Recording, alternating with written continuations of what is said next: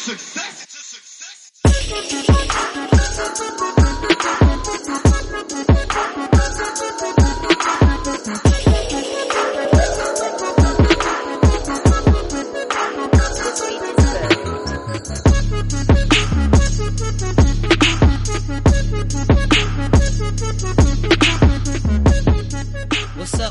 What's up? Welcome to your new favorite podcast, The Ain't Shit Show, the home of booze, views, and unpopular opinions. I want to thank you for joining us for episode 89. Welcome. My name is Fresh, and I'm one half of the Pod Gods, and with me I have the best man in all the podcast land, my right-hand man, Mr. B. Fuck is up, niggas? Hope y'all doing alright on this lovely Tuesday. It's Thursday as we for record y'all. Thursday when you hear it. You know the drill. Hey, what's up, y'all? What's up, B? How you doing, man? Pretty good. Pretty stoned over here. Pretty stoned over there. Yep. I wish I was there with you. I wish I was pretty stoned with you, my friend. Shit, like the weed. That's what we know. Be like Trina, like the blunt. What she say? Spark yeah. the blunt. Like Hey. that weed. Oh man, what you got? Is it something with a fancy name or is just I don't weed? know, man. It's just some bud I found. I be having all type of weed all over the crib, just randomly. like Not all niggas over the have crib, but- have guns and shit. You just got like emergency weed where you reach your hand and it's some man. weed right I just there. be finding shit. You know what I'm saying? Like, I'm like, oh, I just found a sack in my drawer. I was like, oh, look at that. So, it was some gas, apparently. If you stone, I guess so. I just took 3 shots back to back real quick. So hopefully my joints kick in and I can be on a similar wave with you. Right. How- Yeah. What you drink, Jack? That Jack shit. I'm drinking white. I didn't have any Jack. I drank all my Jack. So I'm drinking white. So I have, I keep alcohol in my crib for entertaining, but I keep like different stuff. So when I'm drinking, most of the time I'm going for my Jack. And then when I run out, I start drinking like the other shit. But, Right. yeah, but I'm on the white today. I'm on the white today because I'm all out of Jack.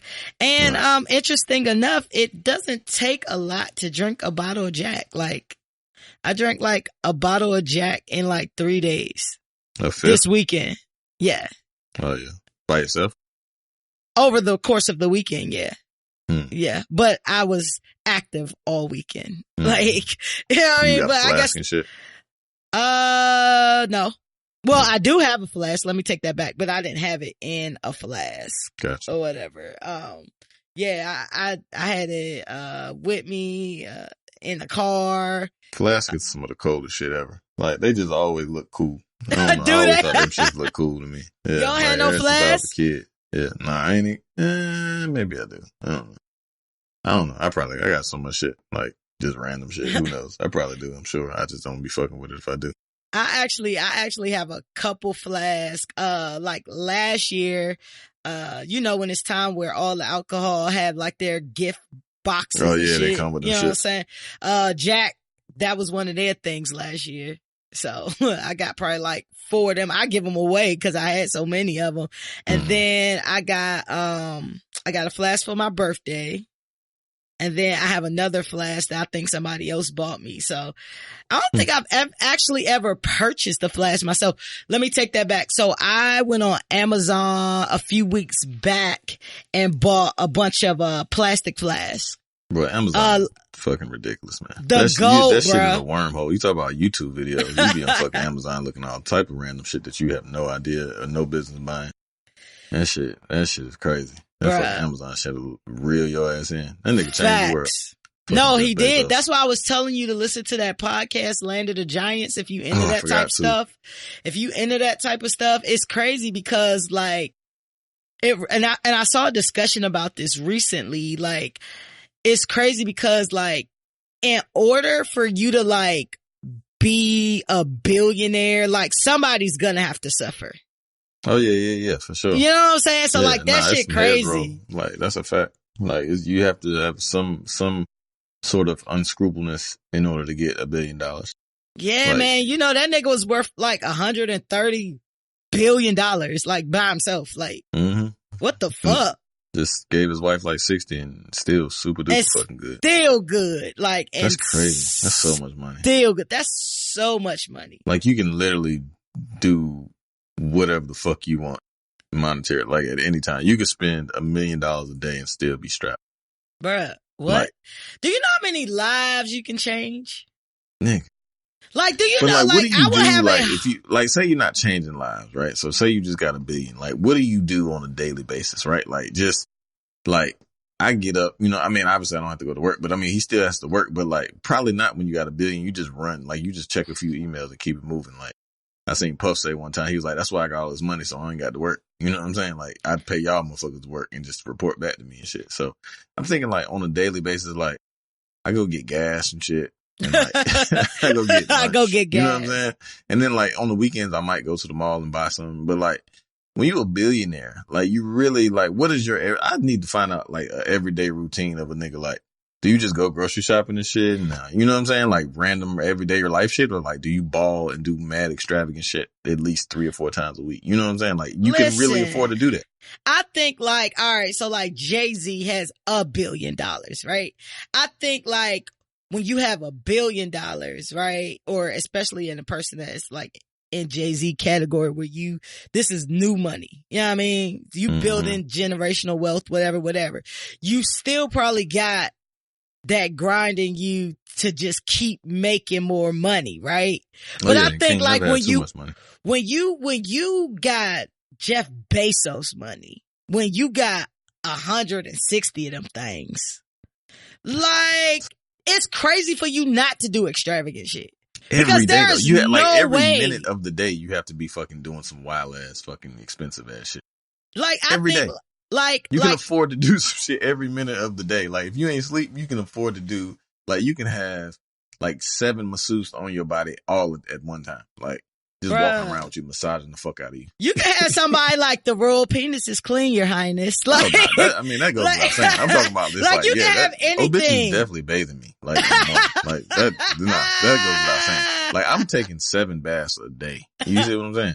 Like, all right, look. That's what I'm saying. Motherfuckers is walking around massaging me. Like, I want to be held on fingertips. Are you married, though? If you're not married, are you married? I'm still getting my fucking meat cleaned by another woman. Wait, so you are married in this scenario. In this scenario, you're married and it's still a bitch cleaning your meat and your wife cool with it. That's fine. Yeah. I'm asking you. She would have to figure it out because I got 167. See, and that's the thing. I feel like you got 160 of them things. Like, she can have a nigga cleaning her. I'm fine with it. I won't give a fuck. Like, go on, roll it down. Wait. 160 billion erased all the rules. Yeah. Like, we good. Whatever you want to do. So, like, yeah, let a nigga rub you down. He's cool. I don't give a fuck. Come back. Yeah. Go take a bath and come back to the bed or do whatever. Like, we finna go get something to eat. The nigga, in the shower all the time. There's a motherfucker in the shower. Like, they don't even never get out the tub or nothing. They just like an aqua suit on and shit all day and sleep down that bitch. So whenever I feel like taking a shower, it's game time. You can afford for a nigga to stay in the fucking tub forever. Like, never come out the tub, my nigga. I got you. Never come out the tub. Listen, that is weird. It's weird because, like, first of all, like, if I got that type of money, like, I'm gonna have like a whole fucking city. Like, I'm gonna have a whole underwater. city. That's what I'm saying. Everybody underwater. That's it. I got a whole Atlantis somewhere. I just feel like you got that much money. Like, you gotta do extravagant stuff. Like, but I feel like once you got that type of money, like, you'll probably get enjoyment out of, or excitement out of just going to the hood and playing cards with your family and shit. Yeah. Well, I guess if you got that much money, you shouldn't have that much family still in the hood. But let me tell you this about black people. They will find a way to fuck up some shit. So you still gonna have someone still in the hood. That's a fact. But like, you got, like, bro, I just think about, like, if I had, you know what I'm saying, like, fucking $10 million and like the good I could do charity wise, you know what I'm saying, by sharing a portion of that. If I got 168, like, bro, I would have so much shit. Like, every building would be named after me, bro. Like, cause I'm doing so much shit. I would definitely, you could probably get the world for $150. Fuck yeah. Yeah. For real. Like I'm gonna just buy the world and still have like 16 left over. Like, I'm gonna buy the world. No Like, facts. nigga will sell you the world for $150. 150 billion? Whoever the fuck, it's somebody that'll sell this motherfucker. Like, yo, Trump. shit. You Trump got will sell that $145? shit. Nah, I got $150. I need $150 for the world. Nigga gonna come up off that shit. But Like, cause if I still got 15 billion and I can own the world, shit, I'm still lit. Bruh. Like, Yeah. all the property in the world. I want all the world. I will buy the fucking world. Like, for real. I go find it. It's somebody selling the world. Like, I go to every country like, yo, how much? Like, do you feel like you'll still have motivation? Like, you got all the money. Like, I mean, at that point, like, nah, I'm chilling. Like, if I have a business structure that is generating me that much income and I'm not being taxed, apparently. No, yeah. Like, I'm not doing shit. Like, I'm chilling. Like, I'm definitely waking up to a massage and going to sleep with a massage. All you want is this like, massage. Like, this is. Yeah, I just want massage. Bro, you know what? I'm going to make enough money so you can get a massage. Like, spa. Like, I'm going to be a spa ass nigga. You know what I'm saying? You're going to be a pruny ass nigga because you're going to be in steam and all that. I'm going to go in the cool tub and then I'm going to go in like the steam room and shit. Like, my skin is going to be immaculate. Like, I'm going to be fucking the most relaxed, unstressed out motherfucker there ever is. Like, I'm telling you, like, I ain't got a motivation to do shit. Cause I know that every goddamn day I'm making fucking gobs and gobs of fucking money. Like, what is there to be? Like, even if you don't have the business no more, you still making money off the interest on your money. Yeah, man. That's you what I'm making saying. more than people make in a lifetime shit, in a day just off your interest. I'm like watching movies and shit and like going to mad sporting events and like going to the zoo. I'm just doing going all to the type zoo, of, like, nigga. Let cool me tell you shit. what I'm doing. I'm talking about the zoo at the crib. Oh, okay. You got I'm going Neverland. to the zoo outside in the back, so like Neverland. Oh, fucking Neverland, nigga. Bro, We gonna have everywhere. Never world. Like, I'm gonna have the whole world in the back. So I'm telling you, I'm buying the world. Bro, I just feel like I'm gonna be anywhere. Like, I'm gonna be any and everywhere. Like, I'm gonna be like, yo, meet me at the motherfucking at the airport and shit. Like, the world plane, is we gone. Like, I'm gone. Like, I'm never home. Like, I'm never anywhere that I normally am. Like, I'm always someplace different. I'm home all the time. Like, cause everywhere is mine. The earth is my turf. I'm telling you, motherfuckers got islands and shit. Like, I was listening to T.I. and Nick Cannon podcast, T.I. podcast. Nick Cannon was on there. Like, he was talking about the marriage of Mariah. Like, Mariah got she a ill bitch too, cause she got a whole island in the Bahamas. And like, it's literally like her house is sitting on the Bahamas, like an island in the Bahamas. And then when they got married, like, she got mad sponsors to come and like pay for the wedding and shit, you know what I'm saying, on her island. So like I'm thinking, like, if you could buy an island, you could buy a country. And then if you could buy a country, you could buy a continent. If you could buy a continent, you could buy all the continents. And then you could own the world. Seriously, I'm telling you, man. Ching.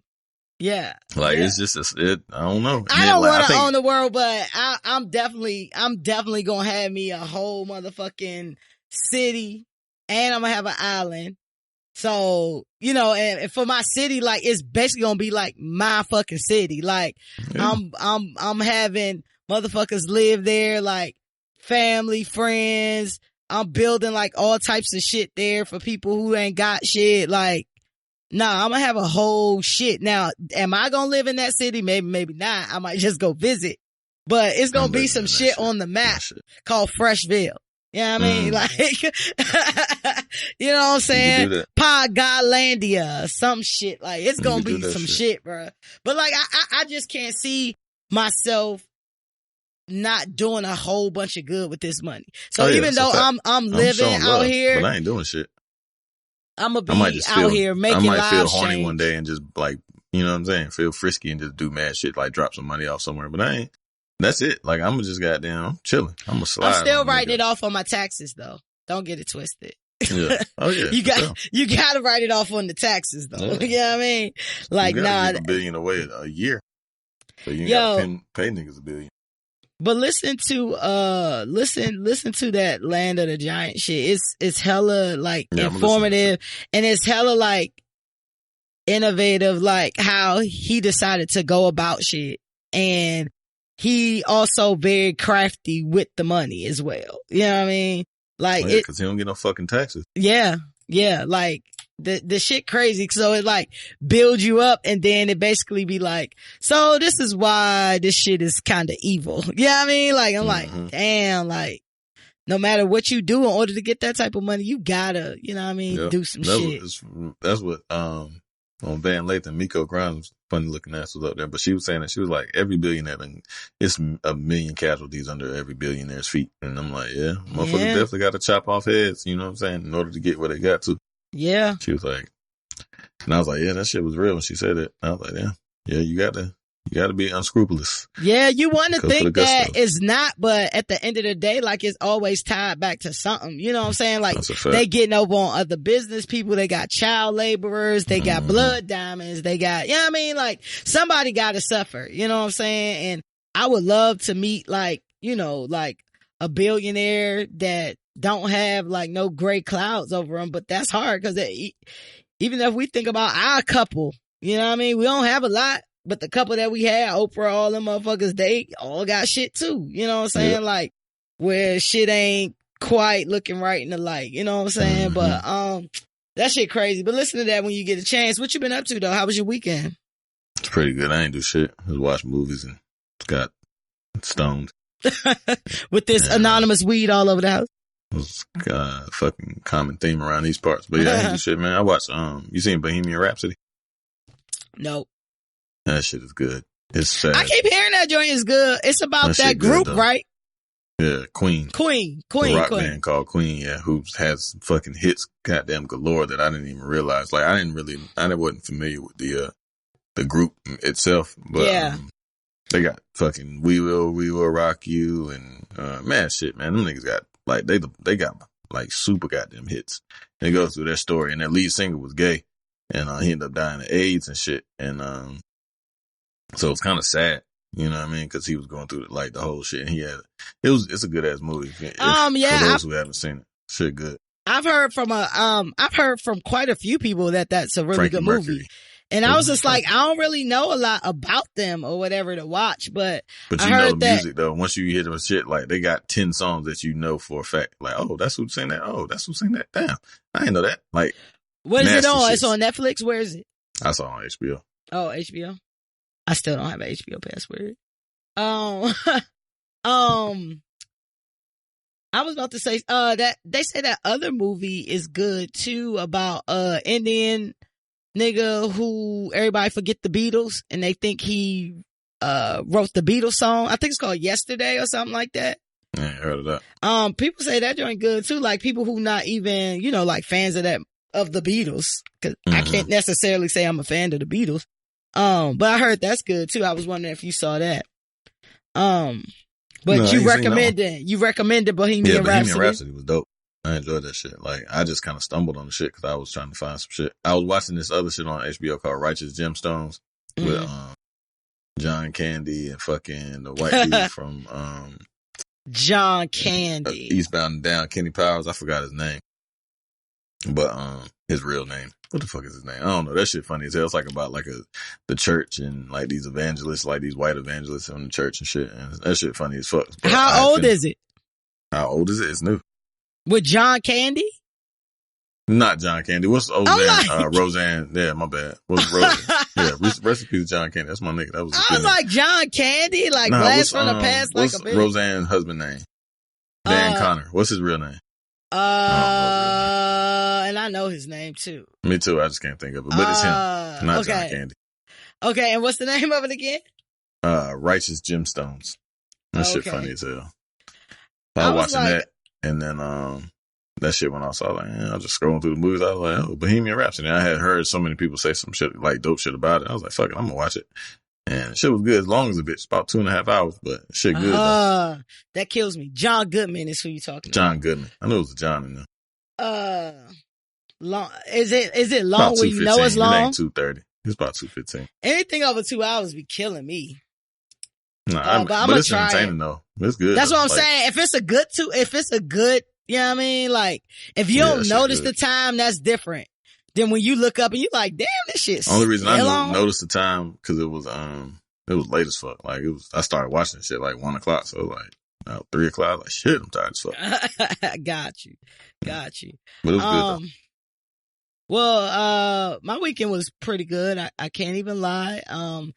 Was supposed to go to Houston this weekend Dr. Bizon. and Happy birthday, Shay. had to, this nigga don't never let me tell my stories. Sorry. I was saying happy birthday. Gosh. Can we get to my shit and then you be like, oh, happy birthday. Happy birthday, Bone, though. Happy birthday. Happy birthday. Go ahead, B. Tell her your happy birthdays. I already said it. I don't want to interrupt you again. Thank you. I appreciate that. But yeah, I had a very good weekend. Was supposed to go to Houston, for a Dr. Bone birthday. And as y'all know, it was flooding and doing all types of theatrics. People flights start getting rescheduled to like Monday and shit like that. Supposed to been leaving out on Friday, so that didn't happen.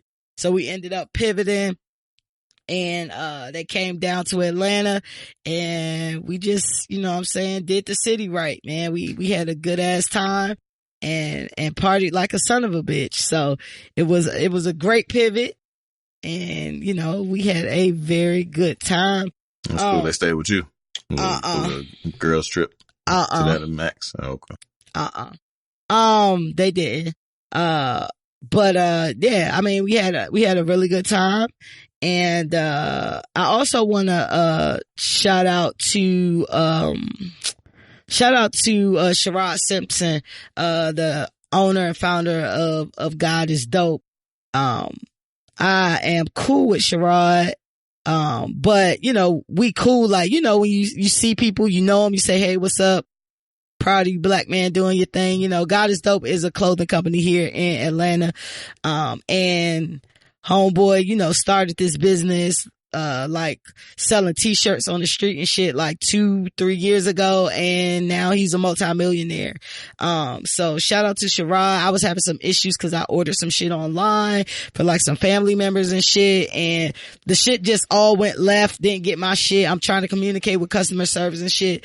The shit didn't work out.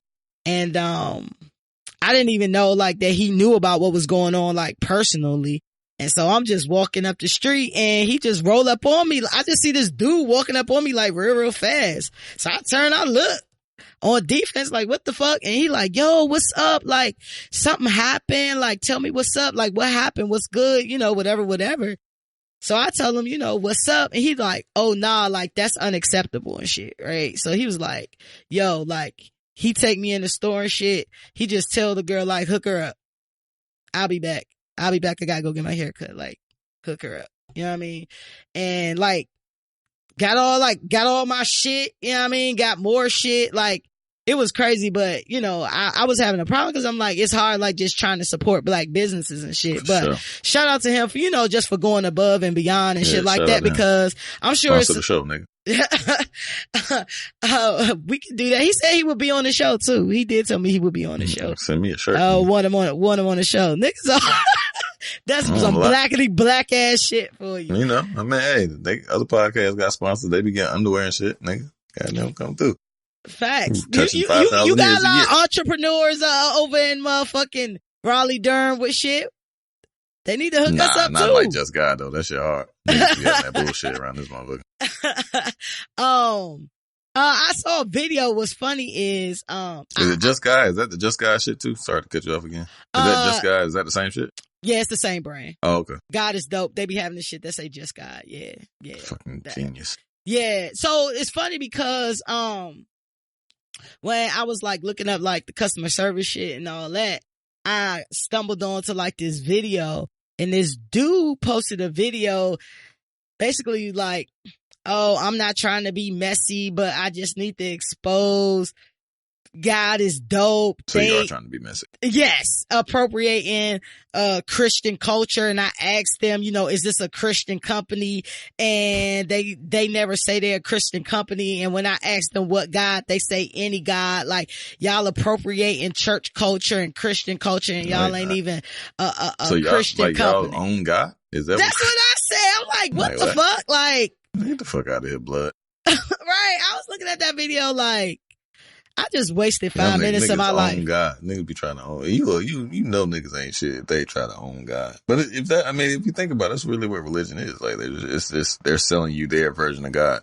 That's why I say like pastors and Exactly. shit, they be trapping God. You know what I mean? Like you just God selling trapping. Yep. me, like you know what I mean? You just selling me your version of God. You know what I'm saying? Like another, sorry, referencing back to fucking T.I. shit. So he was talking about that Sunday service shit, him and Killer Mike, right? So he was like, there's a picture that went like, I guess apparently viral of him, 2 Chainz and Tiny and shit sitting on the front row. And he had this wild look like, ain't this some bullshit type shit. So he kind of gave the story in quick summary, basically like, he was like that the people came out, the pastor who wasn't associated with Kanye and the whole Sunday service shit was like, everybody put $1,000 on the altar so that you can get your blessings. And he was like, wait a minute. So God ain't gonna hear me until I give you $1,000? Oh, right. Right. Like, what the fuck? And he was like, hell no. You know what I mean? So, but he was like, yeah. So, he was like, so, and he was like, Tiny started walking in, like going to her purse. He was like, you better not goddamn give him nothing. he was like, it would have been better. He was like, he would have got my money if he was like, we're trying to do some stuff in the community. Like, if he would have framed it in a different way. Yes. You know what I'm saying? But like, nigga, like, so you trying to tell me that if I don't give you this $1,000, God just gonna shut his ear off? Get the fuck out of here, my nigga. Like, I know a kind when I see one. You know what I'm saying? No, that's good kind, real. I ain't supposed to see one. You know what I'm saying? Real, that's what I'm saying. That's what I'm saying, because y'all calling people out talking about this ain't no Christian company. Right. They just basically taking money from people and portraying that they a Christian company. They never said they was a Christian company, but I bet you don't ask your pastor what he doing with them tithes you giving him when he pulling up in the Maybach. Like, you ain't asking him where that money going and what he doing with it and all this other shit. Because he's appropriating Christian culture. And right. And then you have, you know what I'm saying? You have all races and nationalities selling God, like literally selling God, selling crucifixes and, you know what I mean? Selling Jesus pieces and selling all types of things that are, you know, religious, artifacts or whatever the case may be. But you a black man, you choose to jump on this black man about what he doing. Like, Christians the only one own God. I say, you know what? This is some Christian shit right here. This is some Baptist church shit right here. Because y'all be messy. Y'all always sitting around judging motherfuckers and telling them what they should and shouldn't do. And say, I ain't doing that. I'm walking with God and all this. And you can be spiritual and not religious. You can believe in God and not tied to any type of structured religion. So like, that shit was like corny as fuck. Like, when you start this shit off, I ain't trying to be messy. You definitely was trying to be messy, bro. Okay. Okay. Like, it's God. Like, anybody who can buy it, if they believe in that message, regardless of what God that they believe in, or, you know what I mean? Like, whatever the case may be. Yeah, it's a nigga down around here, like his name Pastor Andy. He got like a mega church, World Yeah, Overcomers. yeah. I used to go to, World Overcomers. Yeah, it was dope. I used to go to it initially too, but then that shit just got too mega churchy. It was fucking way too mega churchy for me. So I seen this nigga randomly on some TV, like some, Christian TV show with a bunch of white people and shit. So he had just wrote a book. He was promoting his book.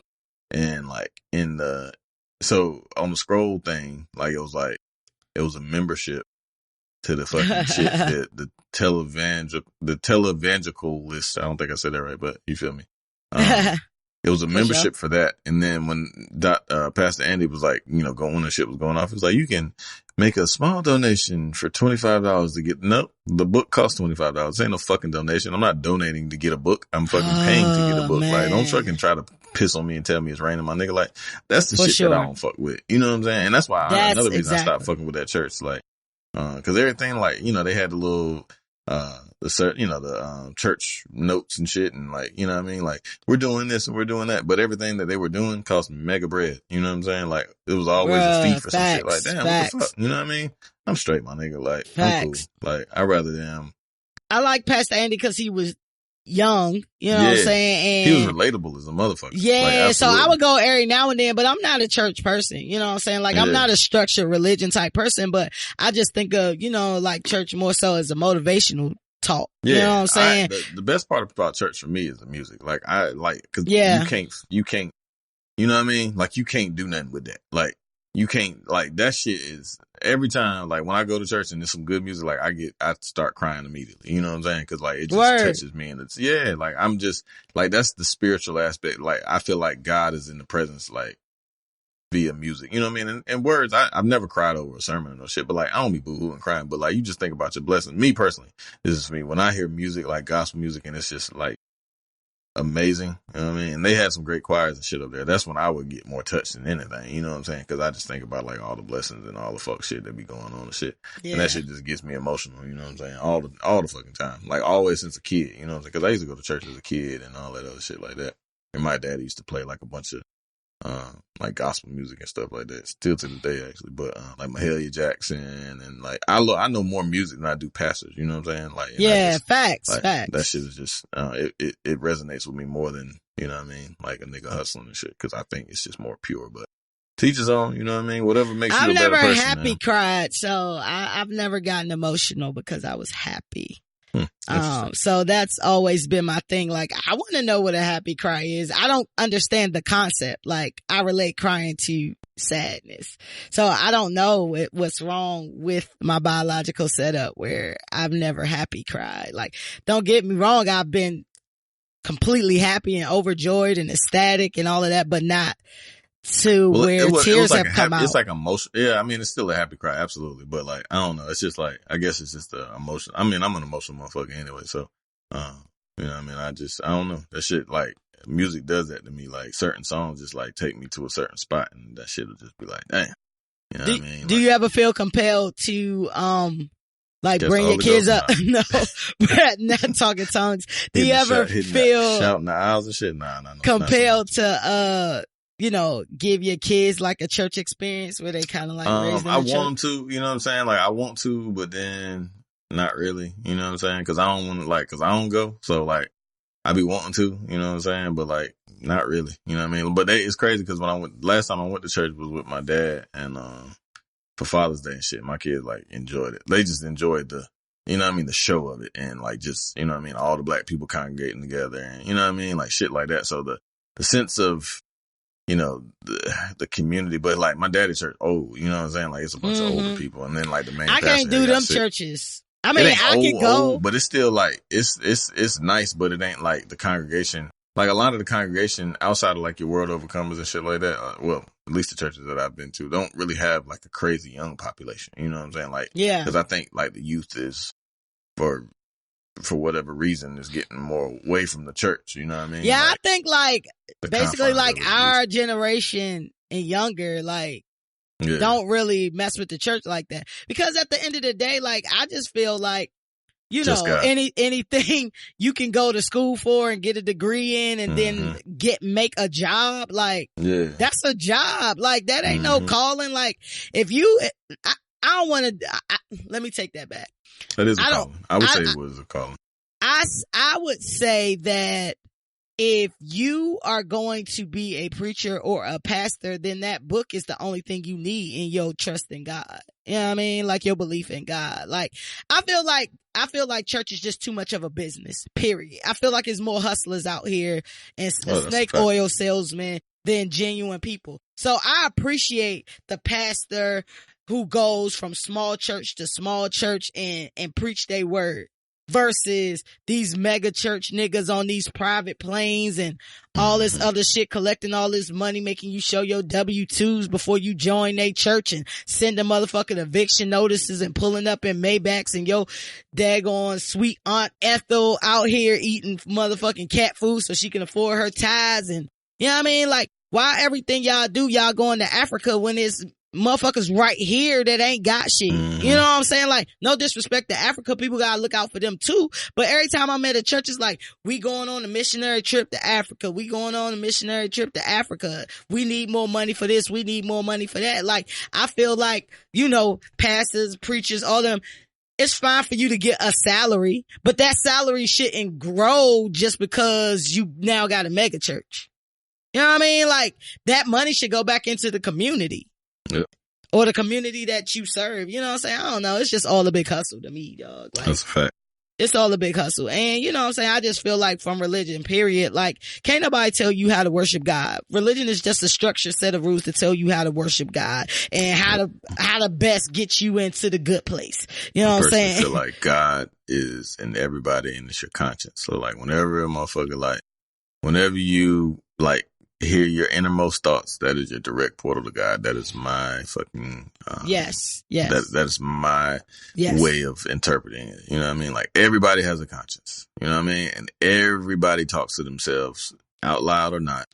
That just thinking is talking to yourself. You know what I'm saying? If you're thinking about some shit, like, that's channeling your inner God. You know what I mean? So if you're trying to figure it out and trying to ask yourself if this is right or this is wrong, or should I move this way or should I not? Like, all that is just you discussing God. Like, you know what I mean? Like, and I pray, when I say my prayers and shit, when I say my prayers and shit, 30% of it is out he know loud, your heart, and 70% is in my mind. You know what I'm saying? Like, when I go to bed at night, like, I say my prayers, I don't necessarily verbalize it or like, but I mean, that's just my personal, you know what I mean, assessment of how, like, I determine, because everybody has it and everybody has a conscience. So that's like, you might hear more than one or two people, but they're still, like, God is still in there. I believe that the devil can probably corrupt that too. You know what I'm saying? Like, it's 100%. Certain portals. You know what I'm saying? But I don't think I think that's the divine energy that's in us all and shit. And I think that equips us, and that's our direct way to talk to God. You know what I mean?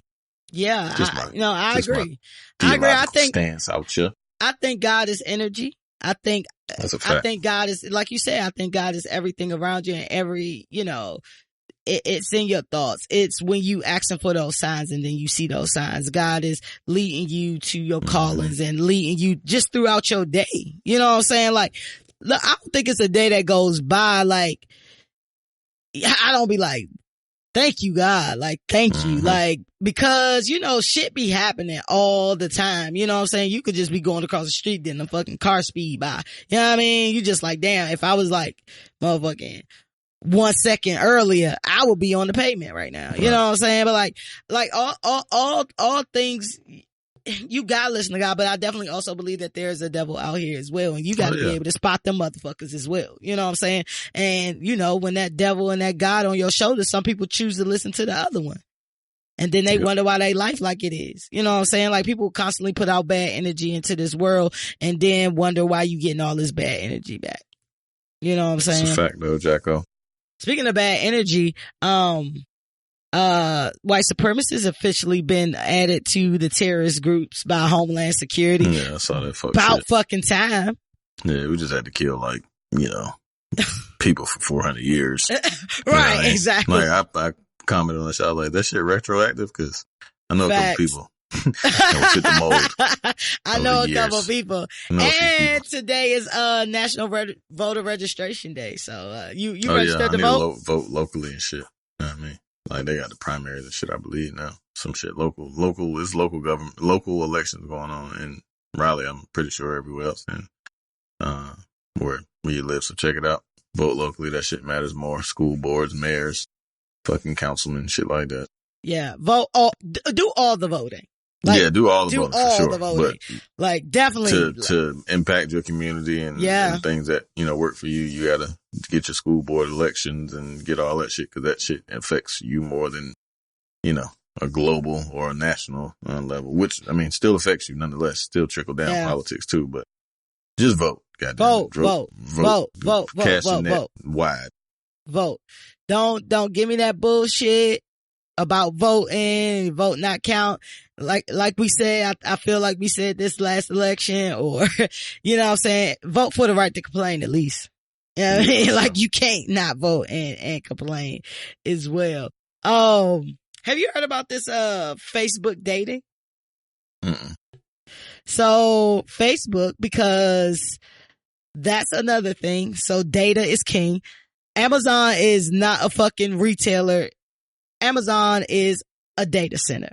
That's what that is. That is everything. So anyway, Facebook, who wants to own all the data, who wants to be the central location for all your data, is starting a dating service, like Match or whatever. Nigga, that's called DMs. Everybody on fucking Facebook. The fuck? It's already so 40 what? plus. So what Facebook is having one of the features is that you can make a secret crush list, right? You can add motherfuckers to your secret crush list. And if motherfuckers add you to their secret crush list, then y'all get a notification that basically y'all fucking with each other. You know what I'm saying? Like, I was like, that could be, interesting. Yeah. That could be interesting. I've never done online dating, or anything like that. But I'm just like, that could be interesting though. You know what I mean? Do you think that's something that you would do? Of course, you're not married in this scenario. Do you think that's something you would do? I guess. I've never online dated outside of like, talking. Yeah, you've been married for a minute. Yeah. So it probably ain't even like, nowadays it's crazy because like people be making you feel like the odd man out, like everybody doing that. Like part of the conversation is that's on their dating profile. Like I'm like, word? Yeah. Like everybody doing I just had this conversation with my wife because she was saying like her homegirls and shit, like, you know what I mean? Like be online dating. They be like, yo, dating is so different now. You know what I'm saying? Like, yeah. It's mad shit that you got to deal with versus like, you know what I mean? Like just dealing, like people don't be out and shit. You know what I'm saying? Like you look at this. She said, she gave me some specific, I'm kind of stoned. I can't remember exactly what it was she said, but it was an interesting combo because I was like, nah, ain't nobody doing. She was like, yeah, motherfuckers is doing like living like that. And I was like, well, ain't that a bitch? Like that shit has changed considerably. But, Well, like, yeah, it has. And like, they be talking about the shit like at work and shit. Like, first of all, y'all already know how I feel. Like, I'm not friends with these niggas at work. Like, they my coworkers. And, I guess also because of the type of work I do, I know people take personal shit and change it on you all the time. You know what I'm saying? Like, y'all sitting and y'all kicking it and then y'all have a falling out and then they coming to work telling all the fuck shit you done told them you do at work, like all types of shit. People turn on each other.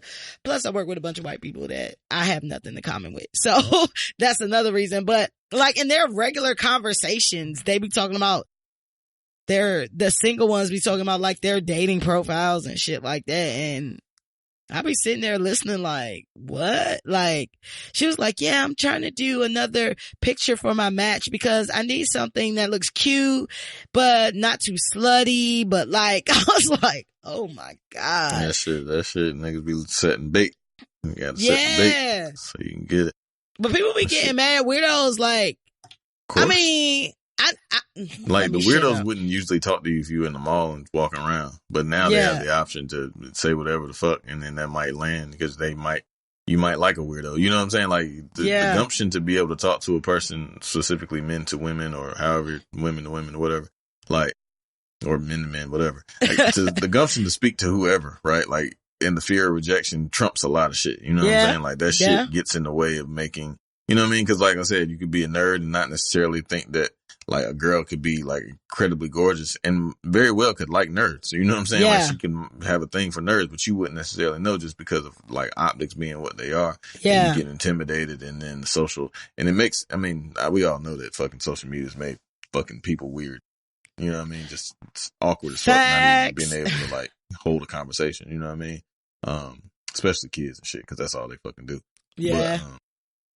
But yeah, it's given now, like online dating it lends itself to being able to be like, still creepy, but like a little less creepy because now it's so normalized. Yeah, people, it is. You know what I mean? I don't know. This shit people be telling their whole stories and shit. How they met. Oh, we met online. Like, oh, we met online. We met online. But I just feel like the catfish quota is a little bit higher. You know what I mean? Like, I don't know. I mean, with FaceTime though, nah. Like, it's no, like on every social media app, it's like they got the FaceTime option on that motherfucker. Well, so like, when I say catfish, I ain't even talking about like, I'm not even talking about like visually, like you look how you look. I'm just saying like, you know, back in the day, like normally or pre this, like you were out and about, you saw somebody kind of in their element or whatever, and y'all, struck up a conversation or whatever. So you already kind of got like a glimpse of who that person was, or like you've met somebody through somebody, so you got somebody that's able to vouch for them. You know what I'm saying? Like with this shit, you can just say you whoever and do whatever until somebody finds out otherwise, which people do a lot. And like the main thing that I hear like from women who do online dating is that they be fucking with like a lot of married men and men that are, you know what I mean? Like niggas be using that shit to smash, like, and they be married and shit. You know what I'm saying? So it's just like, damn, because you don't have nobody to vet that person through. You know what I'm saying? Yeah. So it makes it a little bit more interesting. You know what I'm saying? Somebody was just like, would you online date? I was like, I feel like, I'm a pretty social person and I do pretty good. However, you still only, your pool is only the places that you go, right? Mm-hmm. So, or you got somebody in your fucking DMs or some shit like that, but That's online dating. Yeah. Yeah. But like, other than that, I'm just like, I don't know. I feel like creating a profile saying I like long walks on the beach and shit and puppies and all this bullshit. And then having somebody swipe left or swipe right. I don't know, man. Like, I want to do it kind of like as a social experiment, but I don't really know. Go for it. You ain't got shit to lose. You don't do it for 30 days and don't shit happen. You can just shut that motherfucker down. Do it for 30 days. I don't know. That'd be I'll dope. think about this social experiment. Yeah, I'll think about this social experiment, but I'm probably about to get myself cussed out. Yeah. So let's move on to Brown and Proud. First Brown and Proud shout out I want to give is to Jackson State University student Lamonte Pierce, who patented an innovative straw that filters out lead and other contaminants out of drinking water. And it's called Clean Straw, and straw has 2 W's on the end. He said he was tired of getting boiled water alerts from the city of Jackson that he lives in. And Walmart has already given him a vendor contract to supply over 4,000 of their stores with the straw. I think that is pretty dope. That's dope. I think that will make a workaround for a lot of places like your Flints and all of that, you know what I'm saying? And even, in that's sad that, we talking about the US and third world countries in the same breath, but third world countries and things like that. I was like, damn, like I wonder, how much a straw costs, because you could buy a whole bunch of the bitches and send it somewhere. Them fucking new straws though, because it's like a straw fucking epidemic going on. Like you can't now they got the paper straws. Yeah, which are fucking trash. The straw that he had looked like it was made out of like a heavy plastic. Yeah. That's gonna get in the way. I mean, I'm sure there's still plenty of plastic straws out of this motherfucker, but that shit is like plastic straws are fucking like, it's a ban on, not a ban, but they're making their way out with the fucking paper straws. Yeah, but just drink out the side of a cup. But they're selling like silicone straws now, and they're selling because they were talking about like the metal straws that are out, and the motherfucker fell, and that shit went straight through the back of their fucking head. Yeah, so damned if you do, damned if you don't out this bitch. You know what I mean? Shit, nigga said motherfucker fell. What? Yeah, fell on the fucking straw. The shit went right through the back of their fucking head like off some Final Destination Final type Destination 7. Fact. Shit. Oh, shout out to Jarrell Jerome, Emmy winner for Outstanding Lead Actor in a Limited Series or Movie. Shout out to the nigga named Lamonte though. Like, Lamonte is the nigga, that's a nigga name. Like, not only are you Lamont, you like a little Dante. Yes. In the so boom.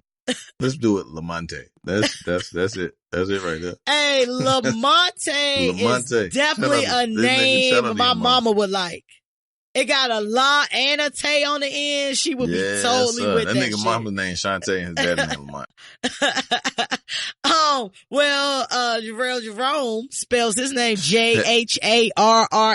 That's some black shit too. Nigga, your shit is spelled Jarrell for real. Shout out my nigga Rel.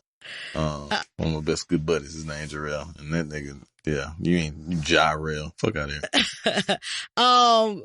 For y'all who didn't hear me, he won the Emmy for Outstanding Actor in a Limited Series or Movies for playing Corey Wise in the Ava DuVernay limited Netflix series When They See Us. So shout out to him. Did you see Corey Wise, speaking of When They See Us? You see that nigga with his fit at the Emmys? That nigga is institutionalized. What nigga? That nigga had on a sport coat with some goddamn red jeans and some sneakers and a fucking tie, but with some fucking 95s on. the nigga, the tie was around his neck. Ain't have a collar shirt at first. With some This nigga is 95s nuts. on, and his feet looked like they were like a kid size 5. Yeah, man. Y'all done fucked that man up, man. Y'all should be shaming y'all guys. And the rest of them was in tuxes and shit. Yeah, like this nigga And and he that out motherfucker there. with a whole, about 9 different outfits on. That nigga was ready for that action. Bruh, hey, he was. He was like, I ain't going to shit like this. Like, he went to motherfucking Harold Pinner. That nigga It is got tripping. He's like, yo. They was like, what kind of shirt you gonna wear with your tie? Oh, nah, I'm straight. I'm just popping Like, on I my got neck. this. It's a necktie, nigga. He I'm looked just very, put this shit on my neck. The fuck? he is visually different from the rest of the dudes. Yeah. And then he put on something that made him even more peacock. That motherfucker So- look crazy. He looked like the screen was like his jacket looked like the snow screen with the old school TV. Oh, Fuck. shit. He looked Oh, crazy. shit. He When the was- shit cut off, used to cut off at 3 a.m. before Yeah, he looked TV scary, went Jack. forever. We Yeah, dating so- ourselves, kids. Y'all probably don't know about that. Yeah, nigga. Channels used y'all to should go just off black. at a certain point in time. Yeah, they did. And if you had the bullshit TV like your grandma TV with the dials on that shit, and you only had like 5 channels. Shit, wake up at 3 o'clock in the morning if you want. That bitch be like, dude. It was either the black snow screen or the fucking the Roy G. Biv colors and shit. And that shit be like, dude, that Yep. shit is fucking annoying as fuck at 3 in the morning trying to wake up. Yep. Then they replaced that shit with infomercials and where they still trying to sell you CDs for whatever reason. Like, why are they trying to sell like best of and wow, this is music number 836? Like, ain't nobody buying these CDs, bro. Like, who is buying these CDs? Well, nigga with some Jesus going on. It used to be everything. It'd be like Black Soul. It'd be like Celine Dion. It'd be like a whole bunch of shit like on CDs. And I remember like back in the day when burning CDs was out, I was like, who's still buying these CDs when you could just go on, download the shit and put it on the CD yourself for the free? Like, what? Hey, shout out to people who still buy CDs. Last but not least, shout out to Billy Porter for his work on Pose. He won for Best Actor in a Drama. And he's also, the first openly gay black actor to, accept that award. Billy Porter does his thing on Pose, and I see he blowing up his a few movies that he's about to be in, but I fuck with Billy Porter because he's unapologetically him. And he does whatever the fuck he want to do. And he make these motherfuckers fall in line. So shout out to Billy Porter. B, I told you need to check out Pose. I think you would. Yeah, I tried to watch it. It just wasn't for me. I tried to give it a you shot. did say that, didn't you? You Yeah, I said tried this to watch wasn't like for 2 you. episodes. I just couldn't get into it. I tried. Just wasn't for me. Gotcha. Well, I'm excited about Pose coming back for a 3rd season. I'm trying to see how that goes. You ready to get into some lit or shit? Yeah, let's do it. All right, Lit or Shit is our pop culture segment where we talk about all the fuck shit on your timeline. Y'all already know that I am off the vodka crayon. B is high. Do you have any libations? Nah, just some good old fashioned water. Okay. Well, as long as you got something for that, because that cotton mouth is a son of a bitch. No, shit like something about Mary. You remember that shit with Jim Carrey? We had that fucking, we put the lube and shit on his mouth. That was a good ass movie. He tried to front on Jim Carrey last week. Fuck. Jim Carrey wasn't in something about Mary. You know who I was thinking about? I'm lying. Nope, sorry. Not something You about talking about Dumb Mary. and Dumber? Nah, Dick, Me, Myself, and Irene. The fuck? That shit was, that is a fucking hilarious I don't think movie. I tried to sleep on Jim Carrey. You did. I was just You like, I can't "It's not really remember that his funny." movie. You said that. Yeah, the shit that you named wasn't that funny. Liar, Liar, Ace Ventura, fucking, Bruce Almighty, fucking Me, Myself, and Irene, fucking, goddamn, he got mad shit, man. He do And got the mad mask, shit. all the shit. That shit was I hilarious. like The Mask. Me, Myself, and Irene is my favorite though. When that nigga I started, liked all of those movies, but they the black- aren't 3 black something that I'm kids and just shit. like, I want to watch. Like, oh, let me watch something about Mary. Oh, well, so when we were talking about it, I kind of think I do like, who is something about Mary? What's my man? What's my Ben white Stiller. man name? Ben Stiller. I think that I like he Ben got Stiller some, he got some movies shits. more than Jim Carrey movies.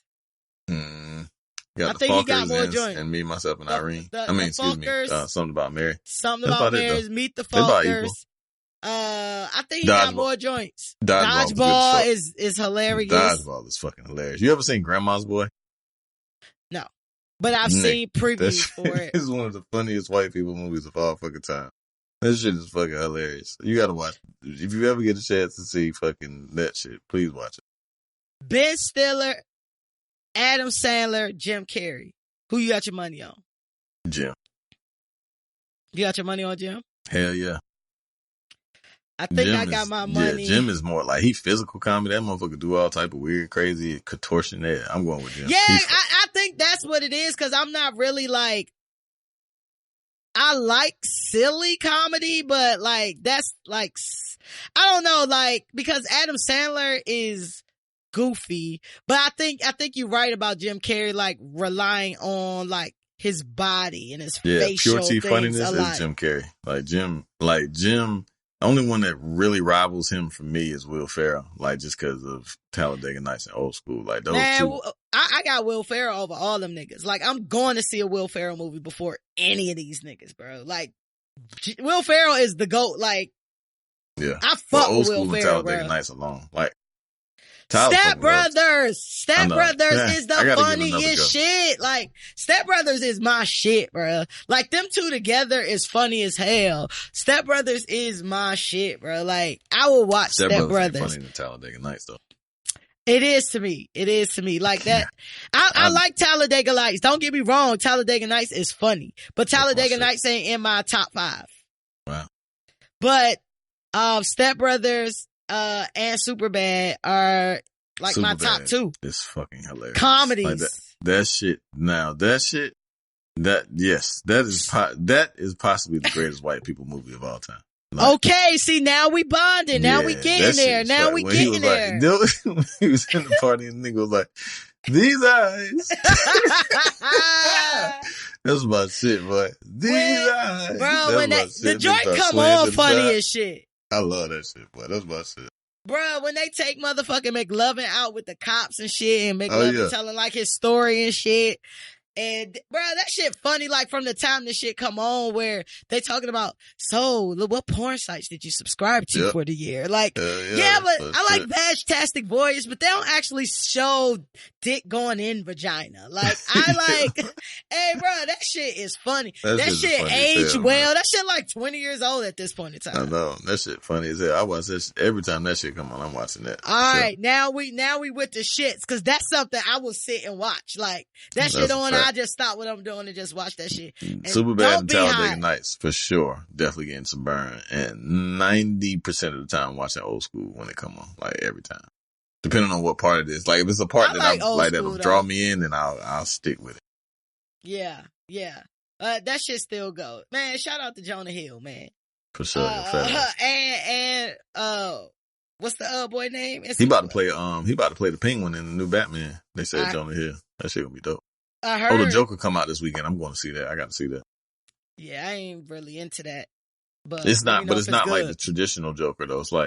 It's not like I don't know. It's not like your traditional Batman Joker shit. It's like the origins of Joker type shit. I don't know. That shit gonna be good. I think it's gonna be. I'm sure you probably still gotta know some type of backstory to get into it. Like I know about the Joker. Don't get me wrong, but I don't go see these superhero movies like that. Like. So I don't be knowing like the whole universe of shit that be going on. And you know, like when those movies and shit, they be putting other little shits in there where you gotta know something about the last one or the 80th one, you know what I mean? But hey, shout out to Marvel and DC.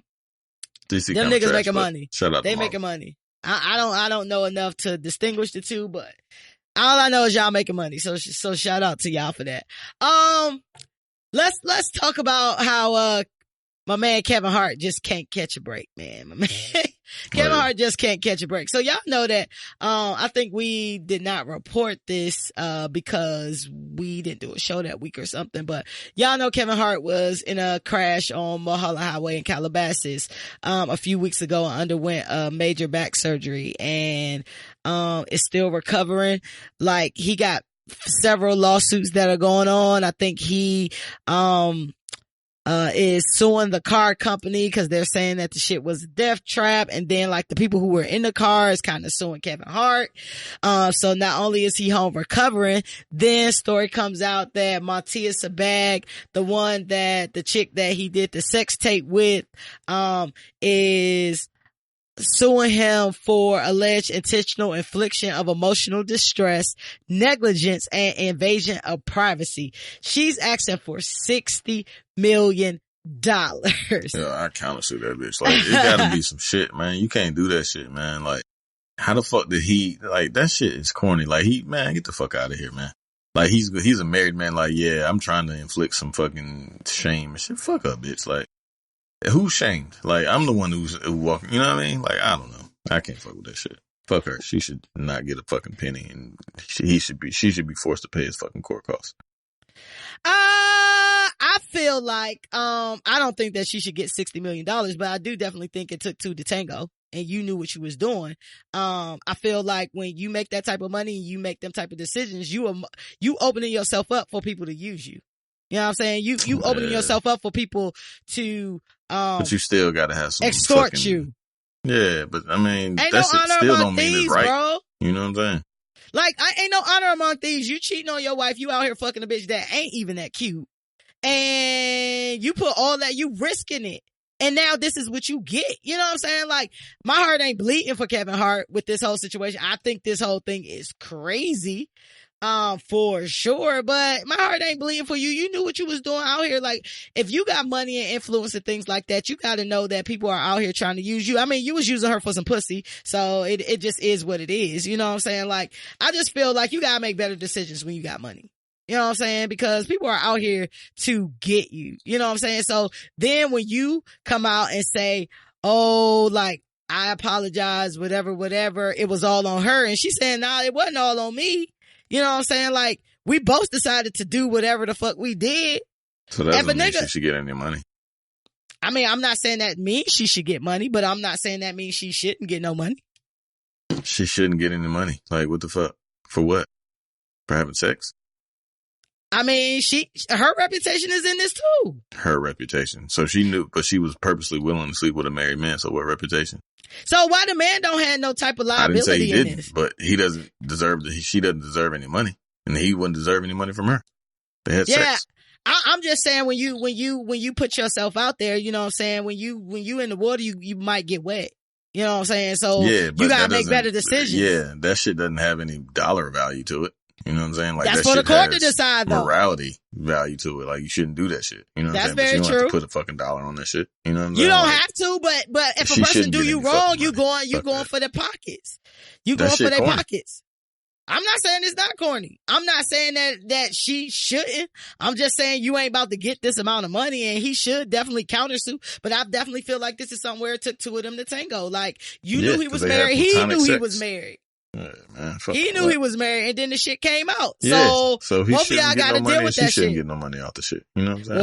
Well, you should be the judge in that case, and you should be like, oh, bitch, you don't get no money. Yeah, fuck out of here. Judge Hale say you don't get no money. Like, I can see if he like fucking molested you or raped you or coerced you like deceivingly into some shit, then you better have a leg to stand on. But you willingly had sex with that man? Fuck out of here. Yeah. And what the stress that you caused 2 years later? Nobody even think about your stupid ass. Like, people ain't like, oh, that's the girl that felt like. Nobody gives a fuck. You know what I'm saying? That shit ain't stopping you from getting no checks. You know what I'm saying? But you don't know that though. You don't know if people coming for her on social media and stopping her bags because now she the bitch that screwed over the nigga with the money. Media, like, if it's that serious, like, you trying to get some money, so 60 million is gonna be the remedy. Get the fuck out. I don't know. Like, my whole thing about it is if you ain't got money, you going after a person with the money once they do you dirty. Like, I'm just saying Kevin Hart should have known that was coming. What did he do dirty? Besides tell the world that he fucking cheated on his wife before she could, because she was trying to extort him originally. But let's not forget that. She was trying to extort him originally. That shit, like, so he beat it. Boom. Yeah. So now you're trying to come back. Nah, fuck out of there. That bitch should get locked up for that shit. That was B Hill's hot take on that. I don't really give a fuck about neither one of them in this whole situation. If Kevin Hart gets sued, he just get fucking sued. If she don't get shit, she just don't get shit. Like, both of y'all fucking up out here. Kevin Hart, you the one got something to lose, so I just feel like you should move smarter. But be a dumbass man with dumbass money with a dumbass dick and keep fucking up. That's just gonna be on you, and this ain't gonna be the last Matanya Sabag you gonna come in contact with. And then the other thing about that is it's still mystery about what happened in his car. And the bitch that was in the car, who was actually driving the car, where they was going and why that shit happened, and why Kevin Hart they were able to get Kevin Hart out the car, out the driver's side, when they said that the driver was still pilled in the car, got that nigga all the way home, then took him to the hospital. Like, something they adding up about this story. Oh yeah, yeah, something was definitely going down with that shit. Like, that's why I'm waiting for this story to pretty much, come out, because I'm just like, something ain't adding up here. Some shit was going on in this car, and like, or he was headed somewhere with that bitch. Or, you know what I mean? Like, whatever the case may be, like, something's weird about this story. Like, everything is not adding up. But to add on to all this other stuff Kevin Hart got going on, his wife, Tori Hart, is, ex-wife? going on, his ex-wife, Tori Hart, is going on a, stand-up tour, because she is a comedian as well, and it's called It's Time to Tell My Side, where she alludes to her divorce from Kevin Hart and the infidelities and all of those type things in their relationship. I found it funny with this particular part of Kevin Hart Can't Catch a Break is that it seemed like people was coming at her, calling her a clout chaser, calling her, you know, she riding Kevin's coattails and all of that type shit. But I'm just like, but Kevin got his whole career start off their relationship. Mm-hmm. Like, why is it bad for her to talk about her side and she's a comedian as well? Like, what's up with that? What's up with that? What's up with that double standard right there? Maybe because it's just so old. You know what I mean? Like, y'all kids damn near 15, 20 years old. You know what I'm saying? Like, I mean, so is a time limit on when you can tell your story? Like the name of my tour. Like, I would have like a spot or two in my comedy, but like, is that your whole stick? You know what I'm saying? Like, you just going from city to city telling your story about how you got divorced from Kevin Hart. You know what I'm saying? Like, I guess it's just kind of old. Like, if you would have did that shit when it was more fresh, and you know what I mean? Like, but when it was fresh, Kevin Hart wasn't nobody, and wouldn't nobody care about her part of the story. Nah, Kevin Hart was jumping. Like, if she been a comedian the entire time. Kevin Hart didn't get jumping until after like that third or fourth special that he did, that Kevin Hart kind of became Kevin Hart. And all of those specials prior to that was him talking about him being married, and then after that was him being divorced.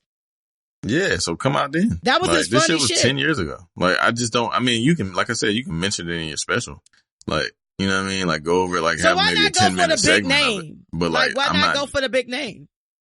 Like, so that's what's gonna get her jumping. Well, first of all, so to be clear, she's only doing dates in the DMV. So it's not even like a world tour, no really shit like that. Okay. So yes. Yeah, because nobody want to see all that shit. You can't go everywhere in the world telling the same jokes for 30, 45 minutes about Kevin Hart. Like, that's. But Kevin Hart did the same thing. Like, so just because it's not old. 30, 45 minutes. So your life and comedy has a date on it when you can talk about shit and when you can't. I mean, if you, that niggas write books all the time about their life and about situations that they was in that was a long time ago. But you going just specifically like, it's time to tell my story comedy special. Like, that shit sounds stupid. Like, wait, but B Hill, that's what all of these comedian specials are. Let me tell you about this period of life.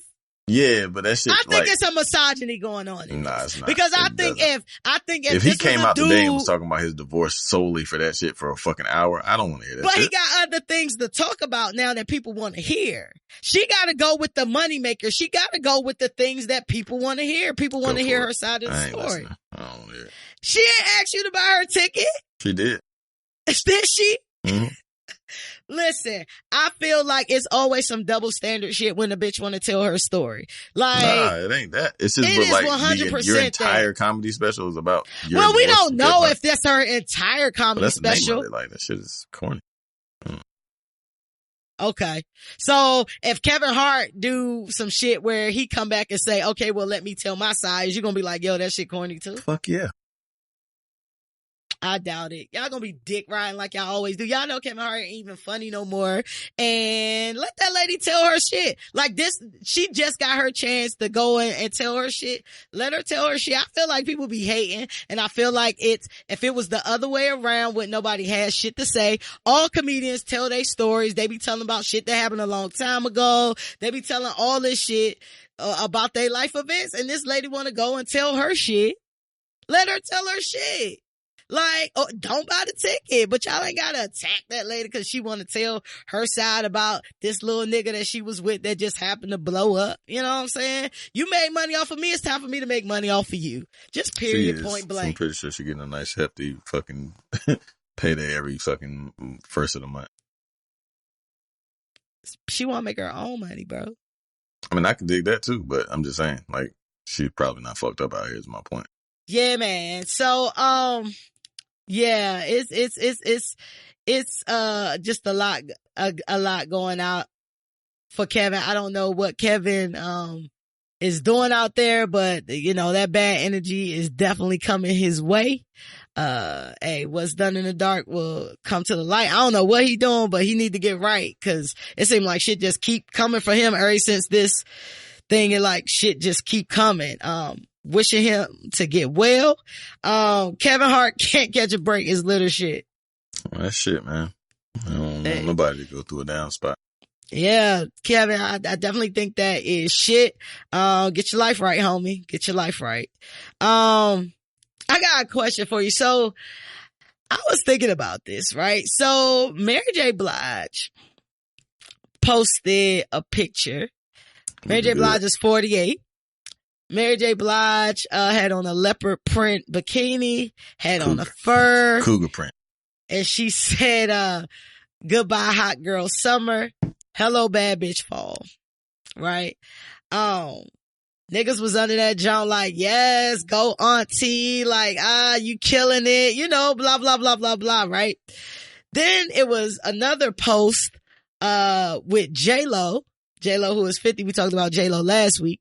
And J-Lo, walked in the Versace fashion show in a reimagined version of her iconic green Versace green dress, from the 2000 Grammys that, you know, made all the news. It was, you know, all of that for its time. You know what I'm saying?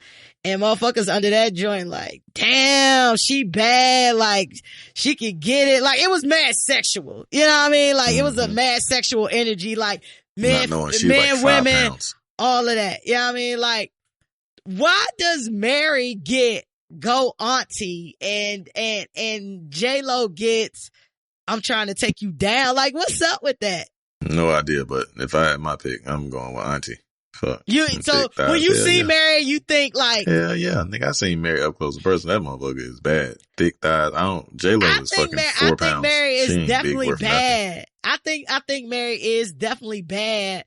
But I'm just like, damn, like, cause I remember saying like, yo, we don't give Mary enough credit for like her body. Like, Mary body kind of like that. You know what I'm saying? Mary like, I was like, damn, like, as fuck. I felt bad for even looking at Mary that way. Like, she definitely gives me auntie vibes. And I don't know why. I don't know. Is it because I guess we've been around J-Lo as long as we've been around Mary pretty much for the most part. But I think like J-Lo kind of gives J-Lo ain't nobody sex appeal. Auntie. You know what I'm saying? True. If there is, it's through marriage. You know what I mean? Like, they don't look like black people don't look like her. You know what I'm saying? So do you think that's what it is? Because Mary is black in the black community. She's black. You know what I'm saying? But shit, Mary, I mean, for a 40-year-old motherfucker, like think about it. That she ain't nothing but 8 years older than a 40-year-old. You know what I'm saying? So, I mean, yeah, she could be an auntie, but it's more like a cousin. You know what I'm saying? Like, but I'm saying, Mary and J-Lo is 2 years older than Mary. Yeah. Like, she is a whole 2 years older than Mary. Like, she aunt. You know what I mean? Like, you know what I mean? Like, Mary could be an auntie. J-Lo can definitely be an auntie. But I don't feel like the vibes be the same. Like, I know I don't look at Mary like that. Shit. Like, J-Lo gives sex appeal to me. Like, Mary is sexy. That's crazy. I just saw, so you saying basically like, all right, they equal like Mary. You don't look at Mary and auntie vibes. Nah, hell no. Mary bad. I look at Mary as a fine ass older woman. That's bad. That'd be fly. That if I seen her in the shit, I'd be like, God damn, who the fuck is that? Okay. Like, off the rip. Hell yeah. No doubt about that. You see Mary like get out the damn car, like a mean ass, like she try to. Mary look like she could drive a 550 or some shit, like a mean ass 550, like a coupe with goddamn come out fresh as hell. And like you like that, damn. Like she kind of like that intimidating. You know what I'm saying? Like if I seen J-Lo, like I'd be like, oh, she pretty. You know what I'm saying? She bad. Because I mean, J-Lo probably hop out on some mean shit too, but like it'd probably be like she the plug, or like she got like a Mexican boyfriend that got like a construction business that's nasty. But like Mary, you see Mary, you think she might be like running HR or some shit like that. You know what I'm saying? Like she bad running HR. Word up. Oh she bad. God. Or like got a crazy ass boutique somewhere. You know what I'm saying? Just dope. Like I would, if I've seen both of them walking down like in the shit and I was trying to talk to one, I would definitely probably fuck with Mary before I would J-Lo. Just me personally. Yeah, I would be Cause cool Mary, with like Mary. J-Lo is like a little bitty girl. You know what I'm saying? Like she's not thick at all. Motherfuckers think she thick. She's not She thick. got swag though. Like She J-Lo be got fresh, swag. but Like Mary got swag and thick as fuck. Mary got swag, but Mary got that like, Mary got bad bitch swag, but she like, damn, like, I look at Mary like, damn, like, that bitch got it together, like, da-da-da-da-da. I look at J-Lo like, damn, like, what's up? Like, Yeah, that is Mary. different. I'd be It's on both of different. them if I could, obviously, but like, if I had the pick of the two, I'm taking Mary, like, off the rip. Mary look like she got fire ass sex, all type of shit. You know what I'm saying? She I thick. can't like, even her think thighs about Mary right. fucking. She got a nice stomach. I don't deny all of these things ass that fat, you're saying. be fresh as hell, be damn dipped to the goddamn nines. That's my Mary shit. Mary seemed like that aunt that be like, girl, fuck that nigga. Like, we just about to go out and, get some drinks and we gonna make you feel better. You the know one what putting I'm her in the auntie vibes. That's the wild part. Like, she's not. But no aunt. I do. No... I definitely do. But I noticed that what triggered the thought for me is the comments that I was seeing. So that's what triggered the thought for me. I don't deny. I definitely put Mary in the auntie lane. That's what I've been saying the whole time. I think it's just because of skin, like, she black. You know what I'm saying? So, like, and that could be it. I'm totally with you with that. Like, it could be because, we've seen Mary and like, I think like Mary is like that. Like, Mary done went through shit your aunties done went through. You know what I mean? Like, Mary done went through like that no good nigga fucking with the drug addict and cried and did. We done seen all the Mary emotions. Like, Mary like family. Like, J-Lo ain't that deep.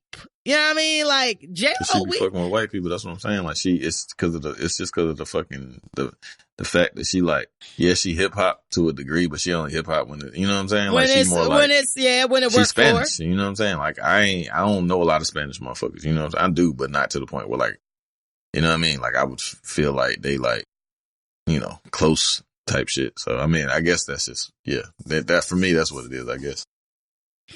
Gotcha.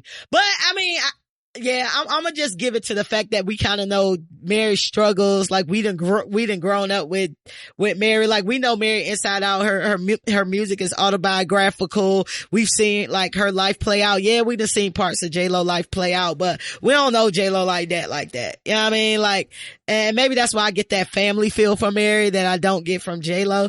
Either way, both of them badass bitches. Shout out to both of y'all. I think that J-Lo and Mary is lit. You giving them lit or shit? Yeah, I'm fucking with it. Shout out to them, man. So Meg Thee Stallion, been addressing these conspiracy theories around her mother's death. So, Meg Thee Stallion recently, signed with Roc Nation Management. And she said, I would like to announce that I'm officially a part of the Roc Nation family. She said the grind don't stop.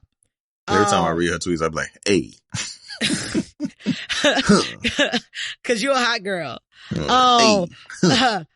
But former NFL player Larry Johnson requoted the thing and said that Meg's deal signing with Roc Nation was a sign of the devil.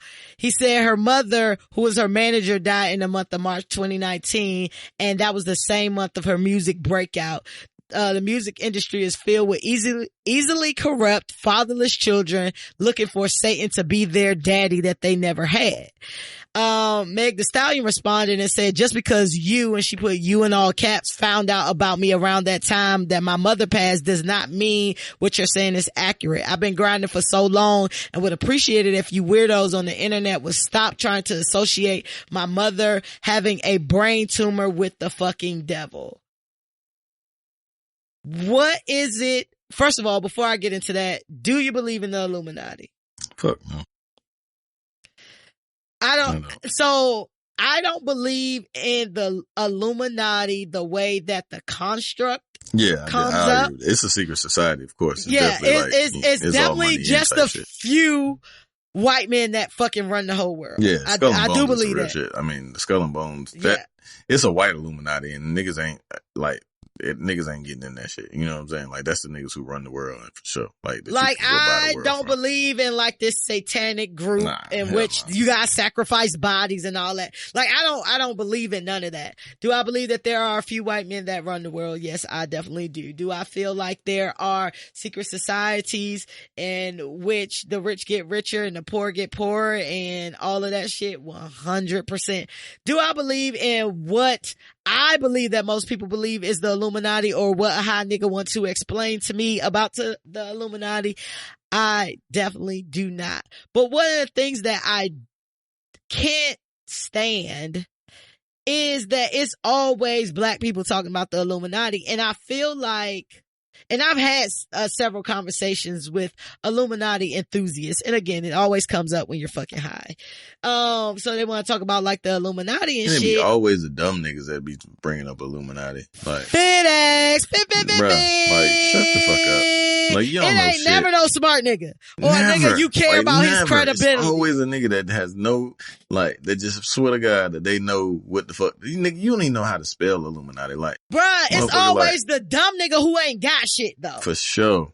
It's always the dumb nigga who ain't got shit. Ain't got a pot to piss in or one to throw it out of, but goddamn know that Kanye killed his mama because he can get on. Shut the fuck up.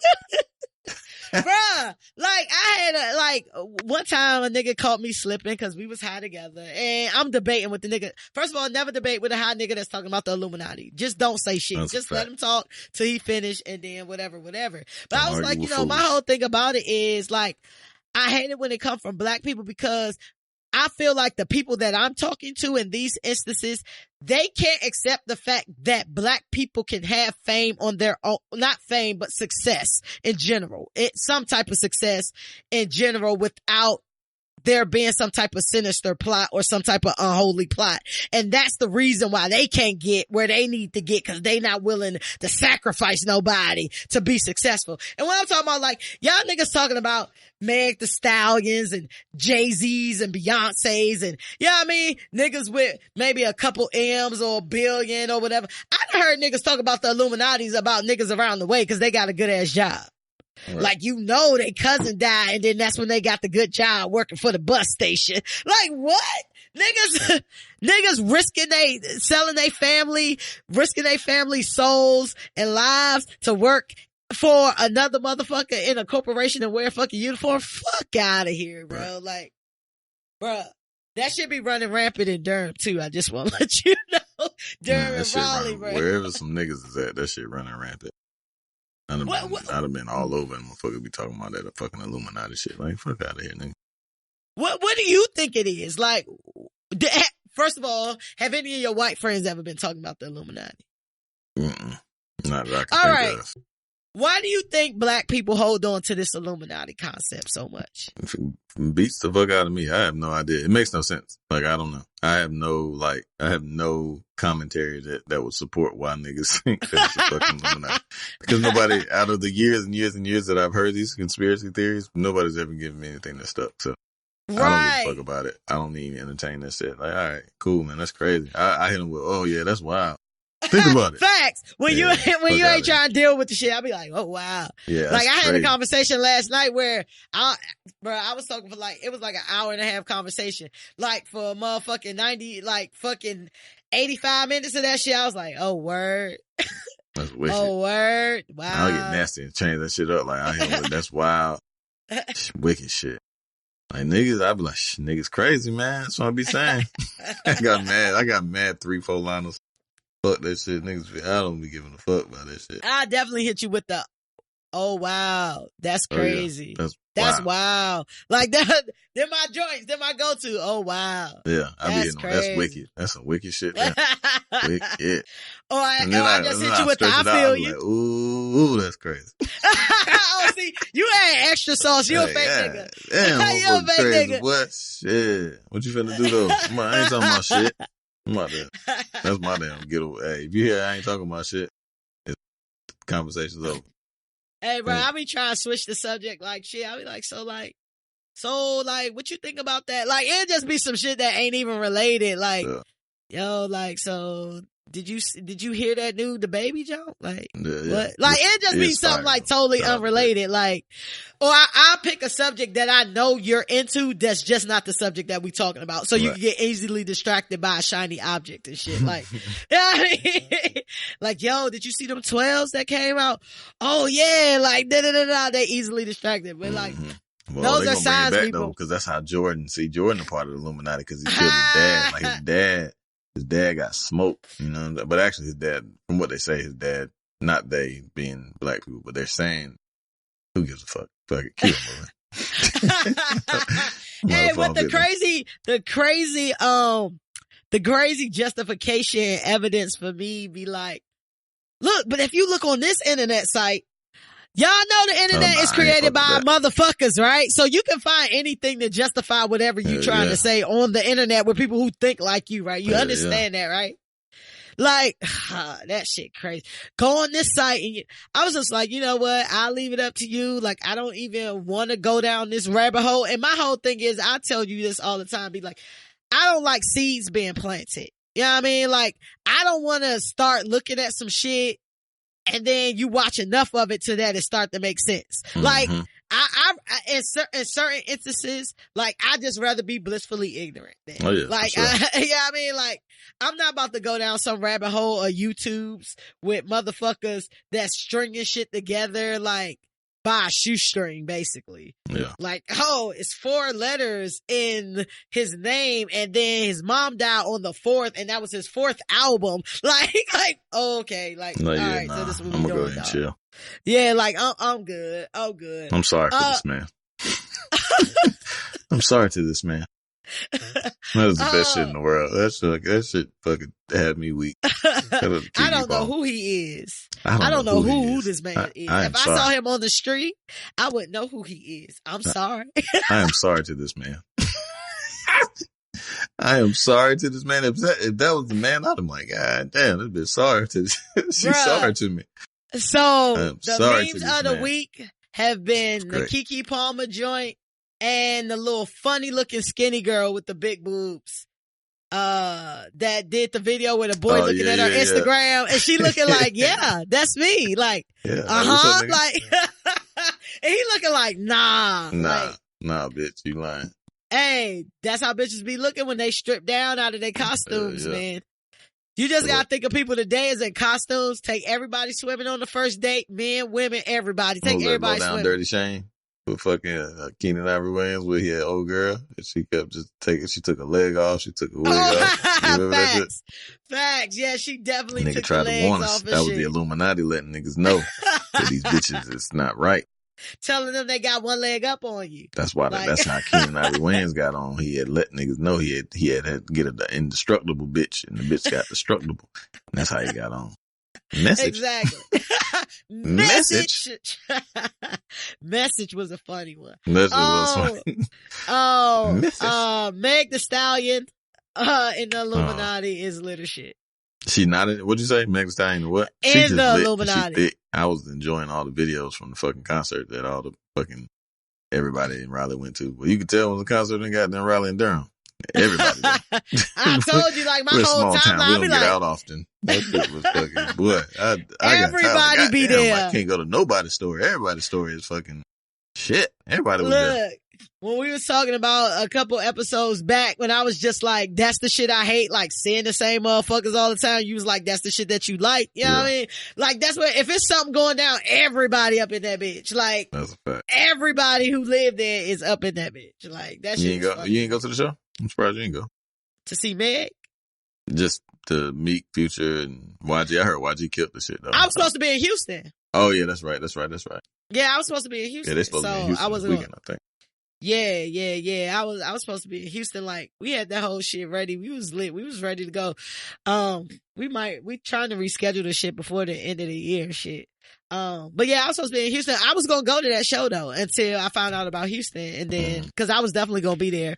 I was like, oh man, gonna be there. Future gonna be there. I mean, Meek gonna be there. I was like, oh yeah, I was going to go to that shit.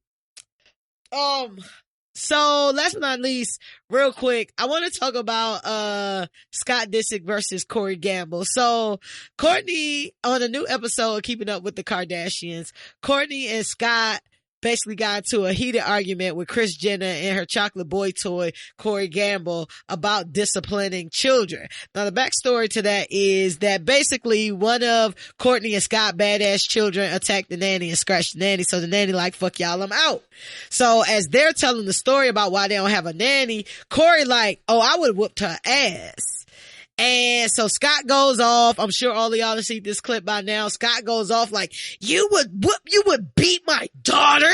You would da-da-da-da-da. And Corey, I took was trying to explain like, basically like, if your daughter do some shit like that, she deserved to be disciplined. Like she deserved to be, whooped or whatever. I don't know if, I feel like Scott and them took it as something very differently, or it's just because they white. I don't know. But they said that they're banning Corey from ever being around their daughter or any of their children alone again because of that statement. What do you think about that? Did they overreact? You're a parent. What do you feel about that? I mean, shit, you can't tell a motherfucker that overreact about their kids. You know what I'm saying? Like I think it was the phrase, I'm gonna whoop her ass. Like, nah, you're not gonna I will whoop my her daughter's ass. Like, you're a man, one. Like, I don't even hardly hit my daughter. Like, I try not to hit my kids. Well, no, that's not true. I try not to pop my daughter. Like, I don't really try to, because I can kind of tell her shit, but she's been a little defiant as of late. But I'm starting to get smart. But otherwise, I don't like putting my hands on my kids, one, but I do my boys because them niggas just get out of line. Like, but it has to be like extremely egregious shit. You know what I'm saying? Like to the point where they're just either being like real assholes. Like I popped my son, my youngest, because he was yelling at my mama. I'm not with that. You're not about to yell in my mama's face. I don't give a fuck who you are, especially my son. So like I beat his fucking ass. Not beat his ass. Yeah.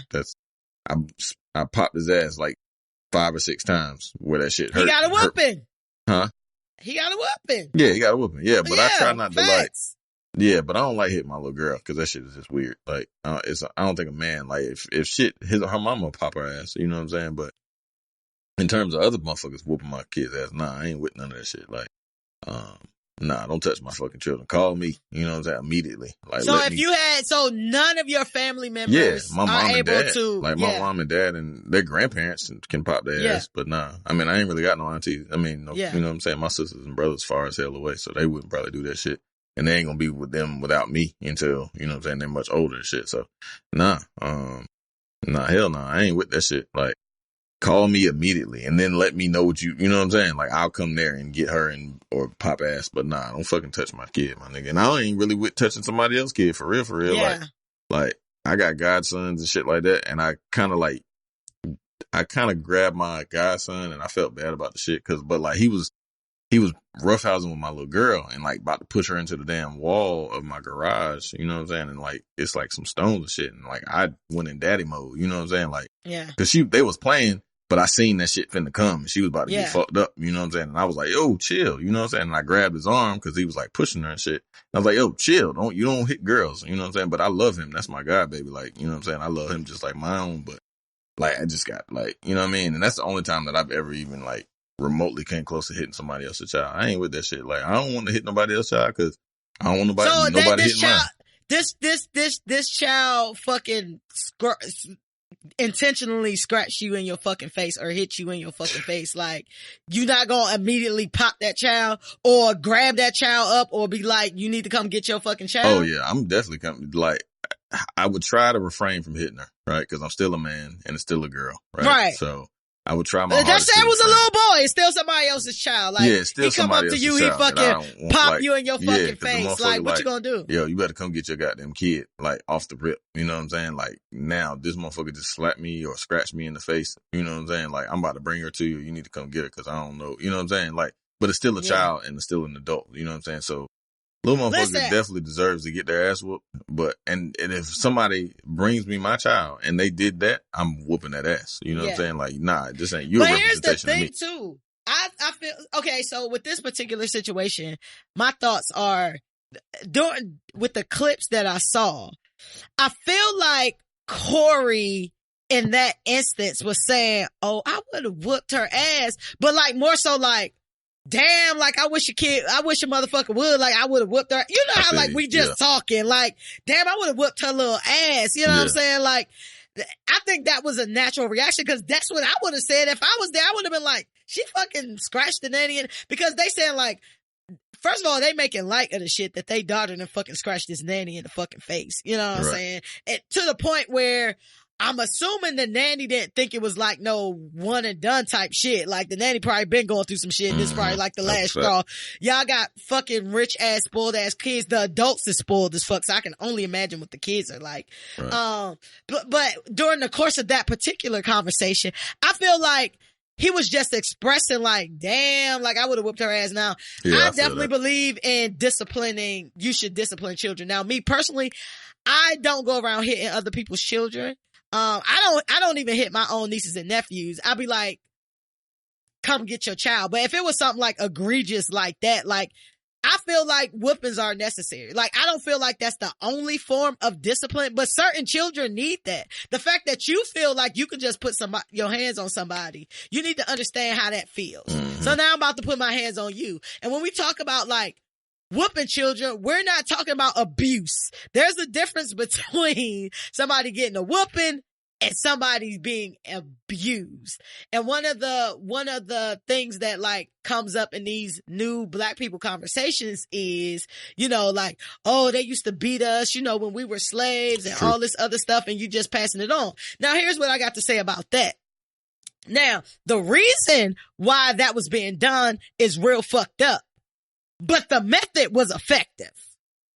You know what I'm saying? Like, the method itself was effective.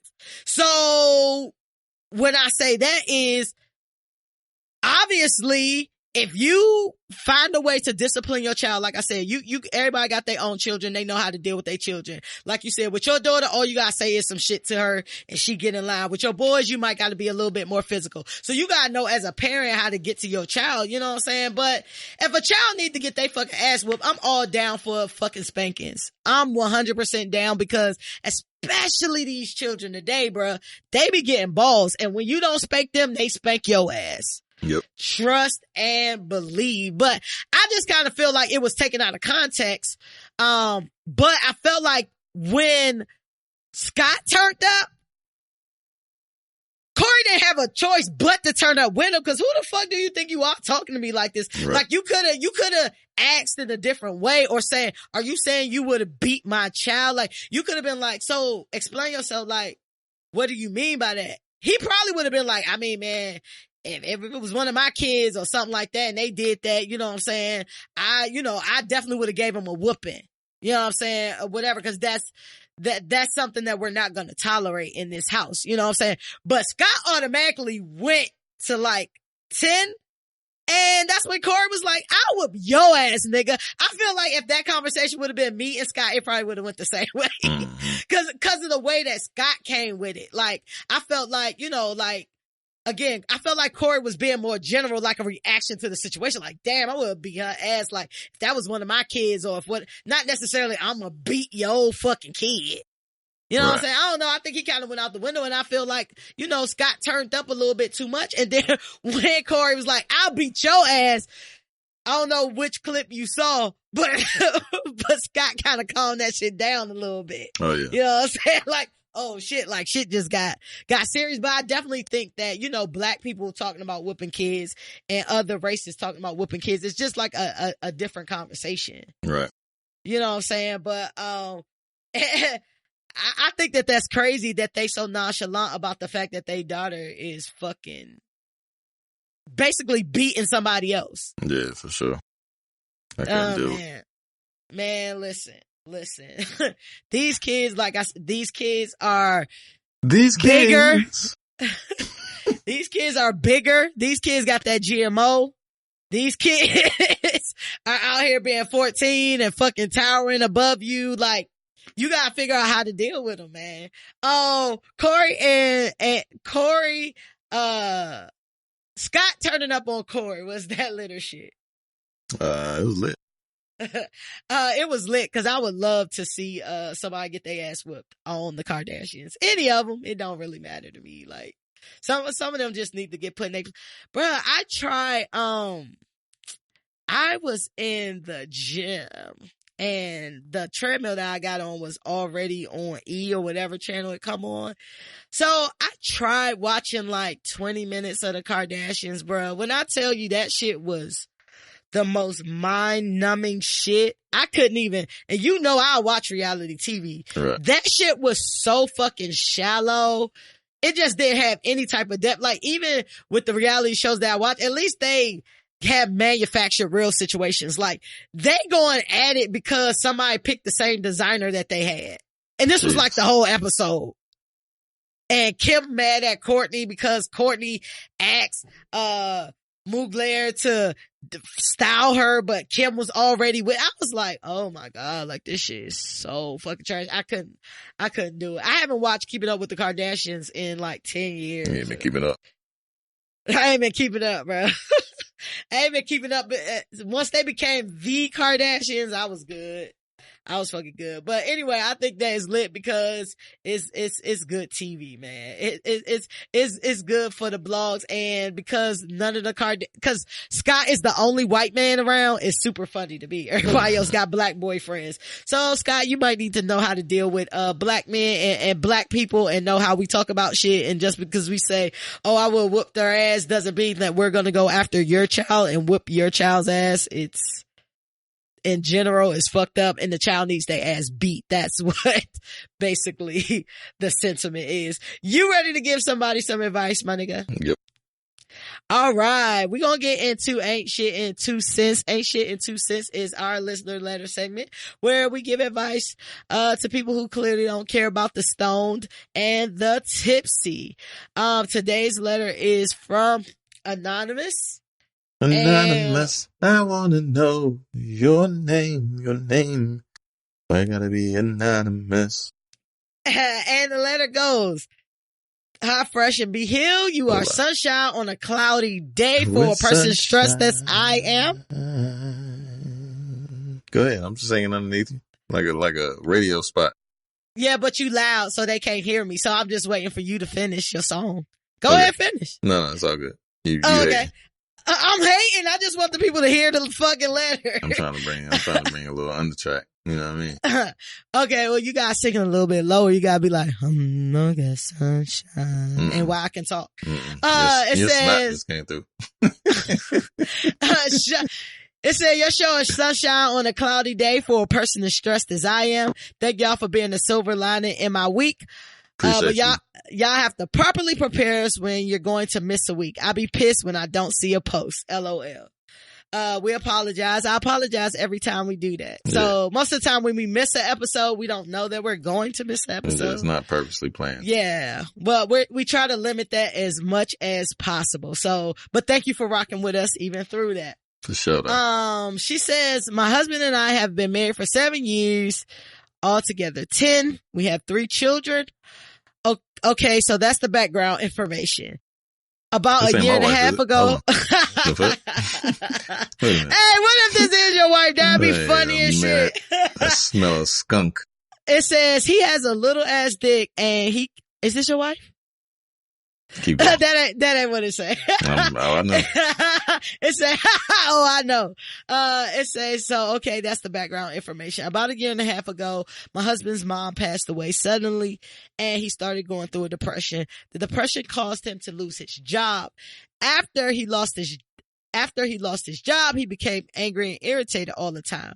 He does not work and he is constantly aggressive with me and the kids. He has not applied for any jobs and I'm breaking my back trying to take care of a family of 5 all on my own. Although I don't think that he would physically hurt our kids, I don't feel comfortable leaving them with him. So on top of the bills I pay for babysitters and daycares.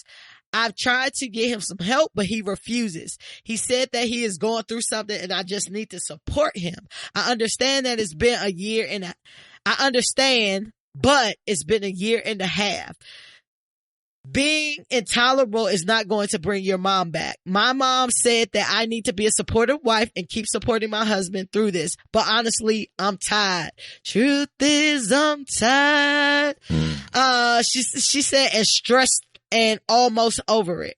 My question is, at what point other than death is it for us do us part? Is it okay for us to do us part? And that's from Anonymous. Well, I kind of defer to you because you've lost a parent, right? And I mean, not to say that you're the expert, but you have more knowledge, I guess, in terms of, how to deal with that. And I know I pray to God that I never lose a parent anytime soon, because that shit would suck. So I guess as far as coping. Definitely suck. Yeah, for sure. Especially with some shit.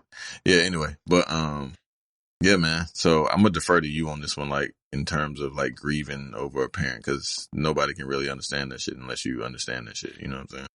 So sure, I'll go first, and then you could probably give insight just from being married and True. Things like that. But my thought on this is, yes, I've lost a parent. Yes, it is fucking horrible. Yes, I've lost a grandparent that was like my second mom. So that hurts. It still hurts. Losing my dad hurts, all of that.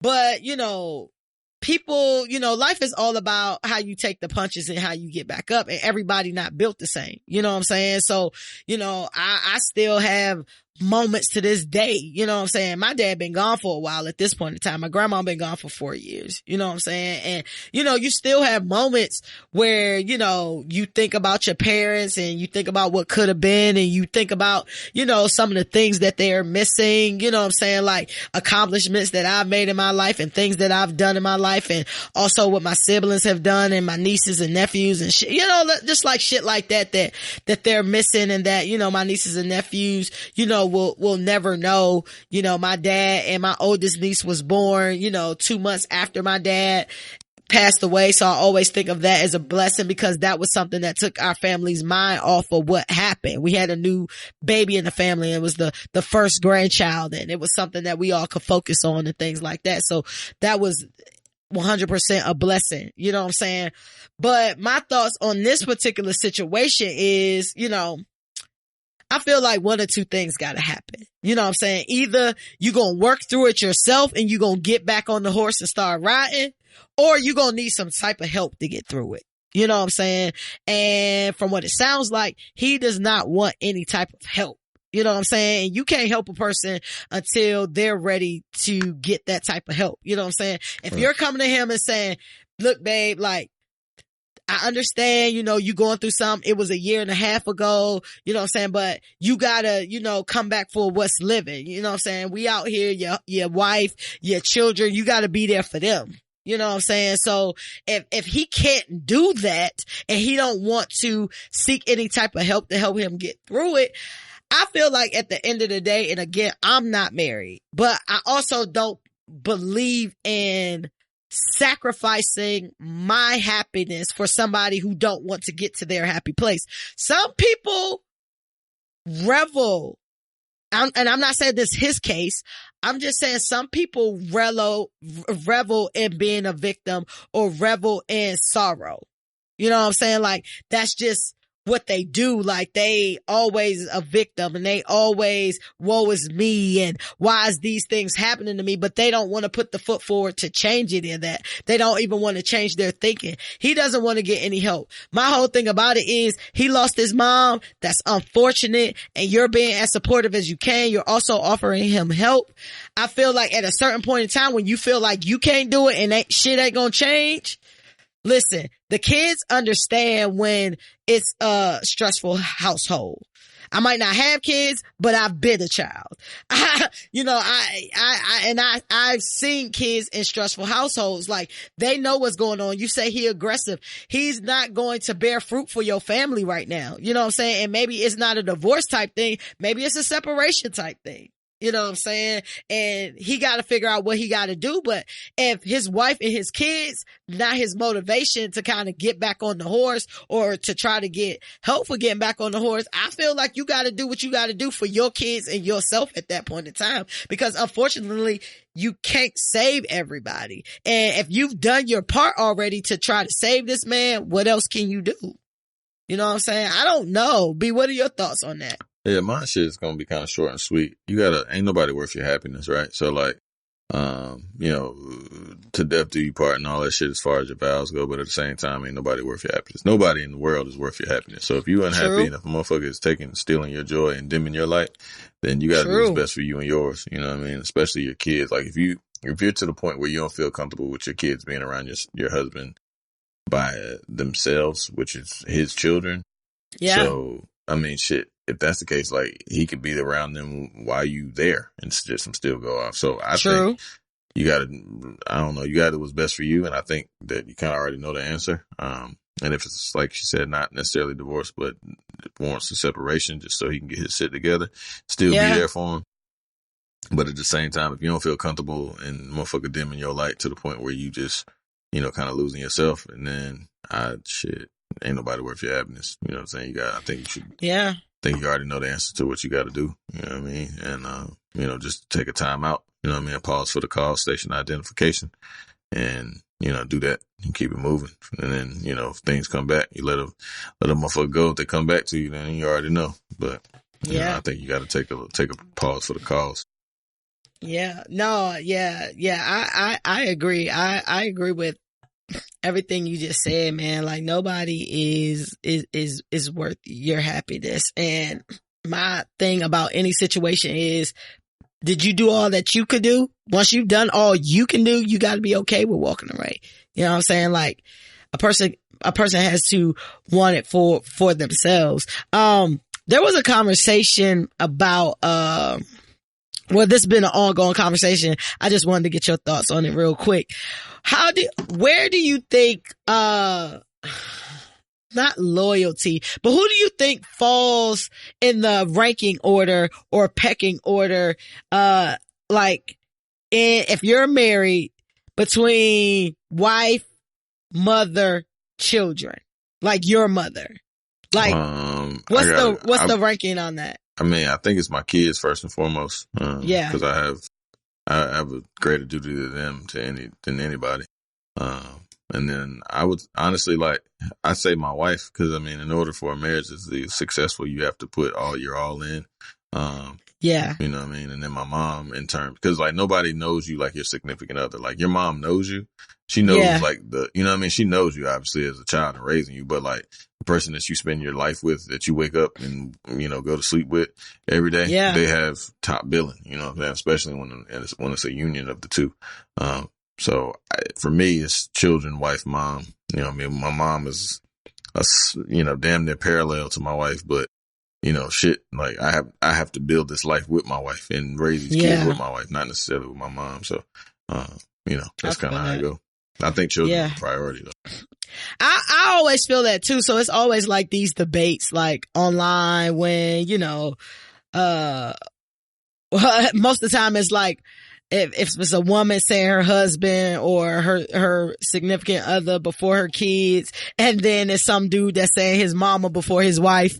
You know what I mean? So that's where the debates come in. I just wanted to get your thoughts on that. But I feel like kids should always come first, because they are the ones that need you the most. Right. You know what I mean? And you made them. I feel like everybody else is a choice. You know what I mean? Not that your mother is a choice, but you put forth, you can't pick your mom. You know what I'm saying? But you choose to have these kids and to make these kids. You know what I'm saying? I always feel like kids should come first. But going back to Anonymous, the last point I want to say is that things change people. He might not ever be the same again. different events in people's lives change them like forever. And hopefully, you know, he can get back and he can find his way and he can, you know, find the light outside of that hurt that he has right now. And it's unfortunate, you know, that his mother passed away. But like I said, like, you need to think of that as, what would my mother want me to do? Like, my mother wouldn't want me to turn into this person. So he needs to get his energy from a different place besides the fact that his mother is gone, and trying to exemplify the man that his mother would want him to be. You know what I'm saying? So, you know, have another conversation with him, and, you know, then you got to do whatever, you know, you have to do. So it sounds like you already paying for everything anyway. So you can afford to live by yourself. I mean, afford to live with you, you know, and your kids, but if it's a separation or whatever, prayers to y'all, because like B said, I have lost a parent, and my grandmother, who was like a parent, also lost my grandfather. But you know what I'm saying? Like, that shit is hard, but prayers to y'all. Now, I hope y'all get through it, and, you know, hit us back up and let us know, you know, what ends up happening. And if y'all want advice from us, write into the ain'tshitshow@gmail.com, and we may read your letter on the show. B, you ready to get into some free smoke? Free smoke? Yeah, let's get it. All right. So free smoke, is where we talk about hot button issues. It can be anything from politics to petty. It's whatever we want to talk about. And today's topic is, what have you learned?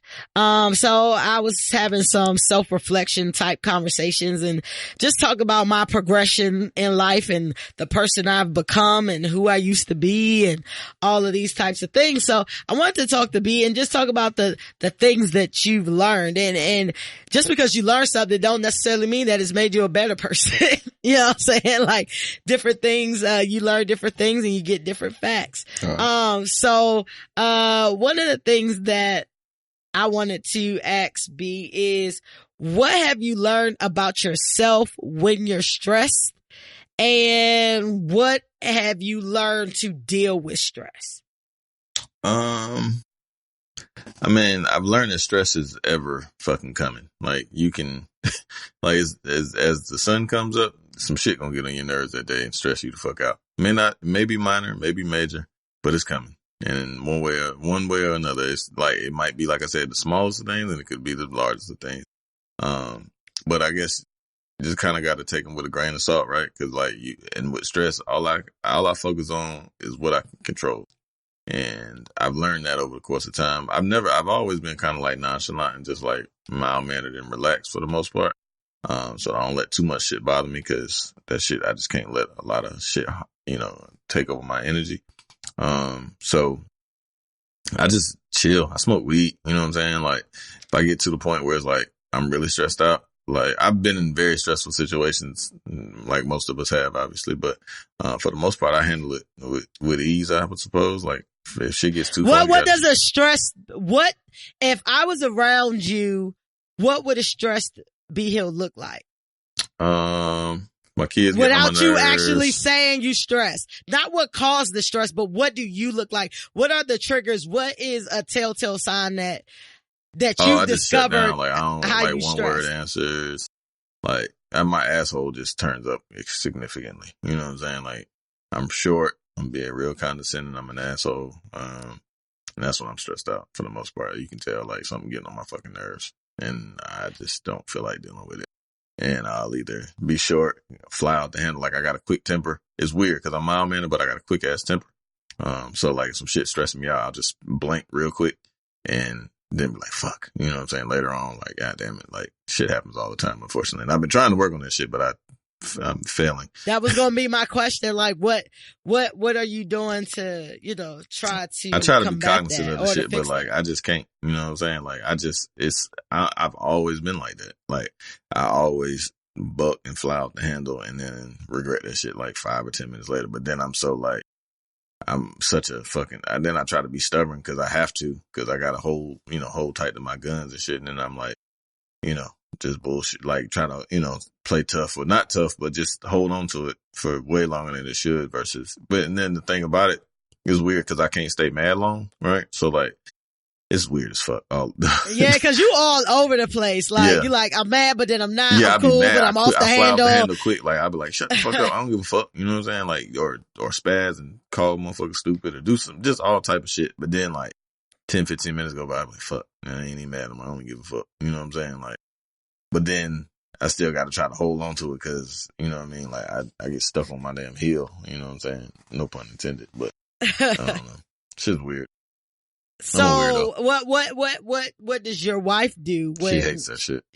you're stressed out? She's like, it depends on what, like, if it's stress caused that she can try to like, cause she knows I get anxious and shit. Not anxious, but like, I get worked up. Like, so I automatically think negative thoughts. That's one thing. I'm trying not to be, typically I'm very optimistic, but when stressful things happen, I automatically go to the worst part. You know what I'm saying? Like my pessimism will just run fucking rampant. So that's why I love her so much, cause she counteracts that shit. And if it's not necessarily related to her, or like, for example, like I'm selling a house and I thought my realtor calls me and tells me somebody broke in the house.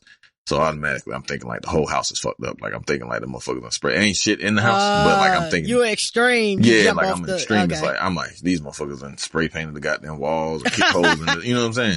But she was like, it's gonna be all right. Just wait till she call back and da-da-da. We can call the police and shit like that. But like, I'm way the fuck in Raleigh and that shit is an hour and some change away. So it's, you know what I'm saying? Like shit is out of my control. So then I just like, I try not to stress over the shit that I can't stress over, but sometimes I just go to that place. You know what I'm saying? So I don't know. Do you feel like you've evolved at all? Like, do you feel like 20-year-old B Hill and B Hill of today handle stress the exact same way? Like, have you made any strides in it? Yeah, nah. It's about the same. It was about the same. Yes, it was about the same. Yeah, it's about the same, unfortunately. Like, I go to that point, like, I don't know. I'm typically, like I said, I'm pretty even keeled, you know what I mean? Less some shit. Like, I done been in so many different scenarios, like, from, like, my wife going into super early labor, fucking getting robbed, having shootouts. Like, I have had the gambit of fucking stressors, you know what I'm saying?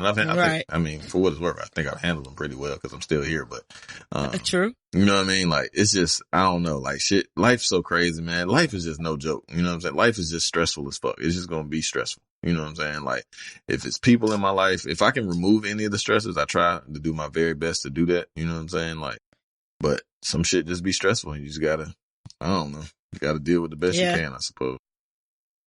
I think that, for myself, I think that,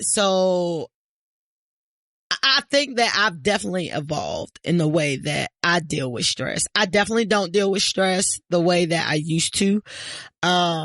When I'm stressed out, I think I'm the opposite of you. Like, it's kind of like, all right, so this happened and my thought process is, all right, like before I would get all agitated and worry and shit like that. But the thing about it is now I have to level myself. Mm-hmm. Like I've learned how to control my emotions more. So it's kind of like when your body gives you signals when you're stressed. Oh yeah. Whether it's something where it just happened and it's stressful or just the situation that you're in general is stressful. So your body gives you distress signals and you have to learn your body, right? So when I feel myself getting in like this agitated state, I say to myself, it's one or two things. Is there anything that I can do about it? If I can, then I need to do it. If there's nothing that I can do about it, I need to calm the fuck down because ain't shit I can do about it. Like, you know what I'm saying? Like that's what it is. You know what I'm saying? Cause I'm just like, me stressing out about it is not going to make it not stressful. You know what I mean? Like, so I'm very conscious about how I use my energy, especially over the past like 2-3 years. Like, I feel like these past 2-3 years, cause I have a lot of time for a lot of shit. You know what I'm saying? Like, people just sit and they like stress and all this other shit. Like, the other day when I was telling you, like, I waited till forever to put this whole presentation together. Oh, yeah. Self-inflicted stress, right? But I'm getting all stressed out and I said, you know what, Sean? They only know what you give them. why are you stressing out about it? Because you've made some type of plan in your head that you want it to be super duper fabulous, bells and whistles, all of this shit, all of that shit. But they're looking at you as the expert. So no matter what information you give them, it's going to be more information that they had. Right. You need to calm the fuck down. Like, you're not going to get no extra damn cookies because you put together this PowerPoint presentation with all these moving parts and shit like that. Like, and then I did my shit. I did my motherfucking webinar and motherfuckers love that shit. You know what I mean? Like, I just handle stress a lot differently now because if I can't do nothing about it, ain't nothing I can do about it. But what I can say is when I get to the height of my stress, what a stressed out Sean looks like, I'm very short. Right. I don't have time if you talking about dumb shit. Like, this ain't gonna fix the situation. You know what I'm saying? Like, I just don't have time for it. And sometimes I just have to go to sleep to restart myself. Like, like, I literally have like a restart button. Yeah. Like, if I go to sleep and sometimes I have to just lay in the bed, go to sleep sometimes, and I distance myself from everybody. So that's one of the great things about living by yourself. And like, you don't have to.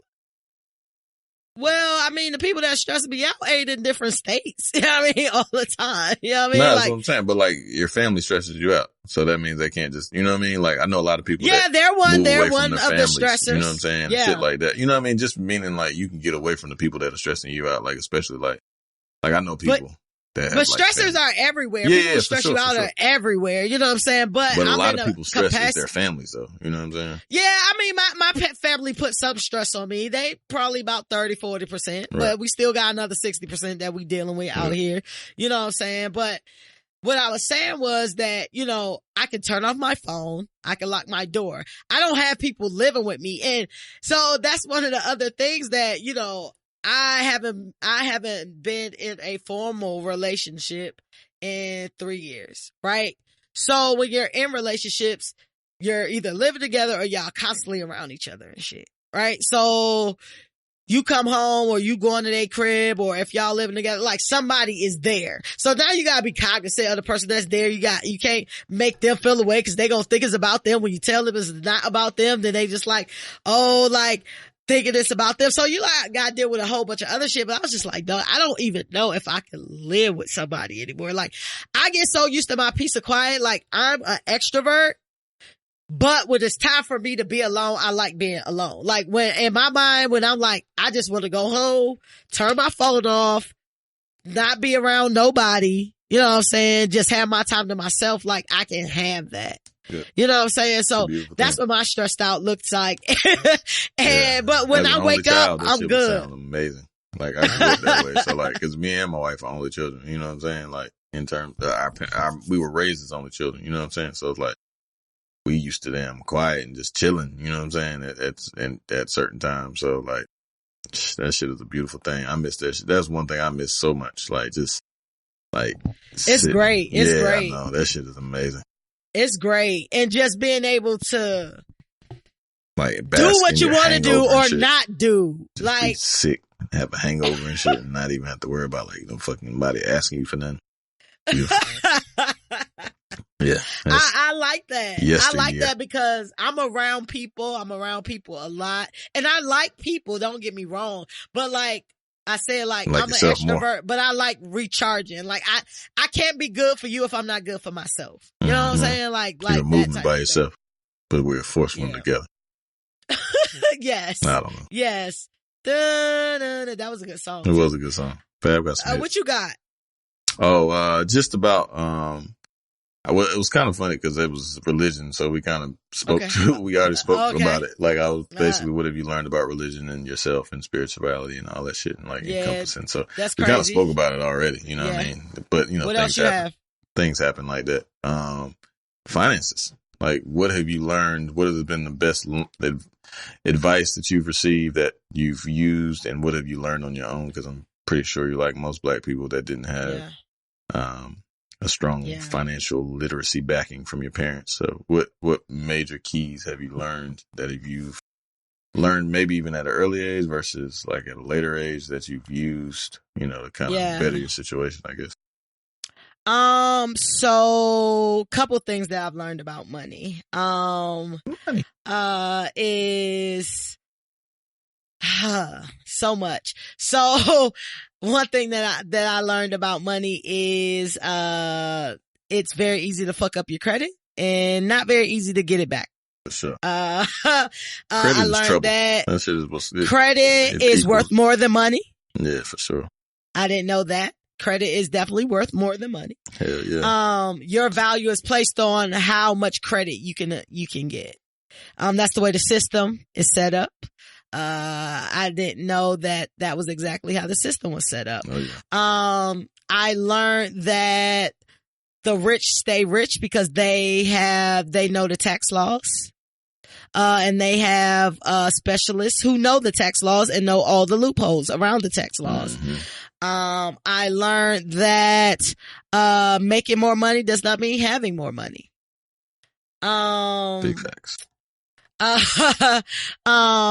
I learned that, I'm very much, work hard, play hard type person. I'm not the type of person that wants to save 98% of the money so that I can have it when I'm 68. You know what I mean? Like, I learned about balances, you know what I'm saying? How you can live today and also live later, because you might not be here later, to spend that money. And I've also learned that the biggest Achilles heel for Black people is money, because they don't understand money. And I have a friend, that is, a compensation specialist or manager or whatever the case may be. A conversation? Like speaking? Compensation. Oh, compensation. Like, what the fuck? How the fuck do I get compensation.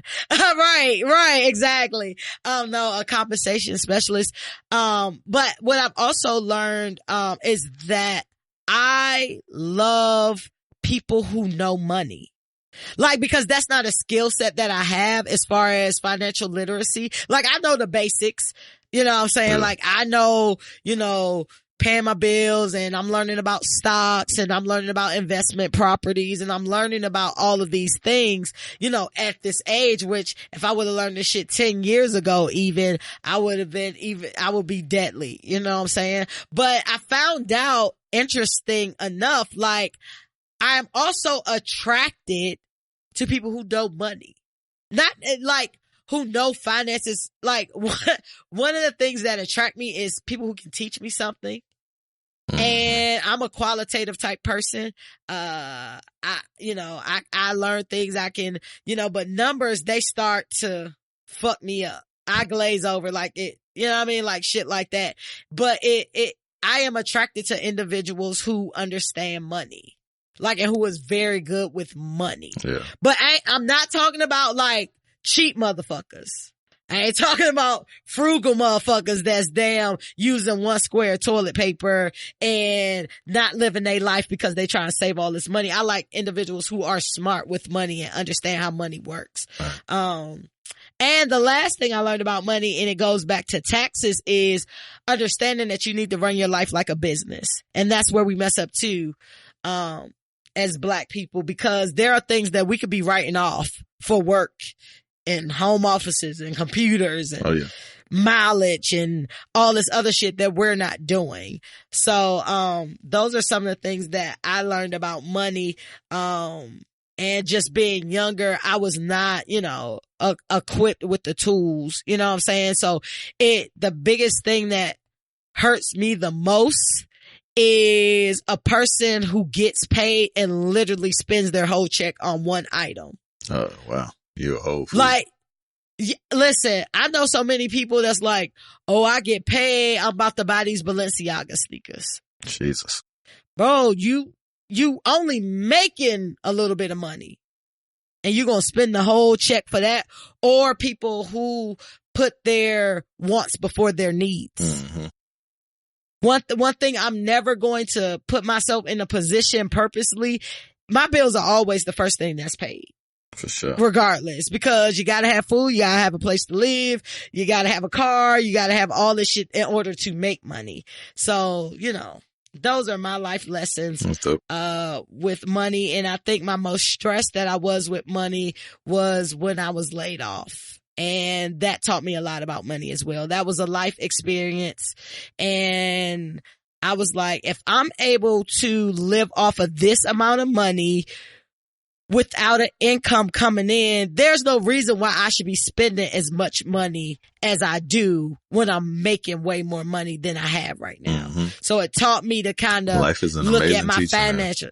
Hey, I would love 100%. I would love to sign up for a course in life. Yes. Like for real. Yes. Where's the manual? Like, what is the fuck? Because that shit is going to give you lessons that you could not pay for. Invaluable. But it has to be the latest edition, right? Because life is forever changing. Like life 10 years ago ain't the same as 20 years ago, ain't the same as 2 years ago, ain't the same as when Trump got elected. So, you know, life is totally different. What about yourself and money? I just learned how to make money. Like I've always been good with money, so I've always been good with money. It's weird. And some would call me cheap, but whatever. I'm straight. I got a lot of money. You know what I'm saying? Like I was able to acquire a lot of money. Best advice I can give you is buy property. Get you a piece of the earth.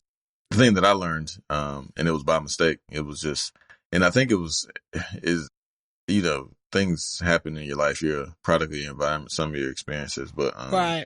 You know, like my parents bought a house. We got our first house when I was 13. So, you know, from there, like my dad always stressed the fact, like even like he never he hated renting. Like he bought houses early, like before him, my mom with his previous wife and shit. Like he had a house, you know what I'm saying? He always had a house early and shit, you know what I'm saying? So, he kind of, you know, I guess he instilled it to me and from an early stage, like I lived in a house and I saw that, like the benefits and tax breaks that you get and writing off shit like that. So when, you know, me and my old lady, before we got married, we bought a house, you know what I mean? And it was a starter house and it was when the economy was in the shitter. And then, you know, it lends itself 10 years later to giving me a lot of money, you know what I'm saying? Which I was then able to do stuff with. You know, I always had money before that, but like that was like a super added bonus. So, but because I bought property, you know what I mean? Like that showed me how to do it. Like I upgraded my house before I dipped, you know what I'm saying? And also working in insurance, like I know like ins and outs because I have a different type of mindset than most, you know, cause I used to do all different type of ways, shit to get money and shit, you know what I mean? So my mind thinks like I always got a scheme for getting money. It's weird. Like I've always been like that. Shit's crazy. Like if you know any of my friends that have known me all my life, they always been like, yo, that motherfucker always had some shit going on. You know what I'm saying? Like with some money. You know? And it's funny because like one of my OG niggas I seen, one of my buddies over the weekend on Friday, like it was his 40th birthday. He just got, he got murdered like 15 years ago. So he turned 40 or it would have been his 40th birthday. So we was all at the gravesite and shit. And we was just busting it up, you know what I'm saying? And one of my homeboys was like, damn boy, I remember when you was a little nigga, you was always about your paper and shit. And he was like, look at you now, you know what I'm saying? And like, it's just, it manifests itself, you know what I'm saying? So I'm fortunate to have that natural savvy for, you know, getting money. I have a long way to go and I plan on achieving my dreams. But if I could give anybody any advice, buy some property. Cause either you could rent that bitch out, you could flip that motherfucker, you could sell it, you know what I mean? Like, and 9 times out of 10 or 8 times out of 10, I'd say you definitely could make you some money. And if you're going to be in a specific place for a long time, like say, for example, me, I lived in Raleigh for pretty much all my life and don't anticipate leaving anytime soon, which makes more sense to have something that if you're going to be, it's just like having a car, right? Like you're going to pay into something.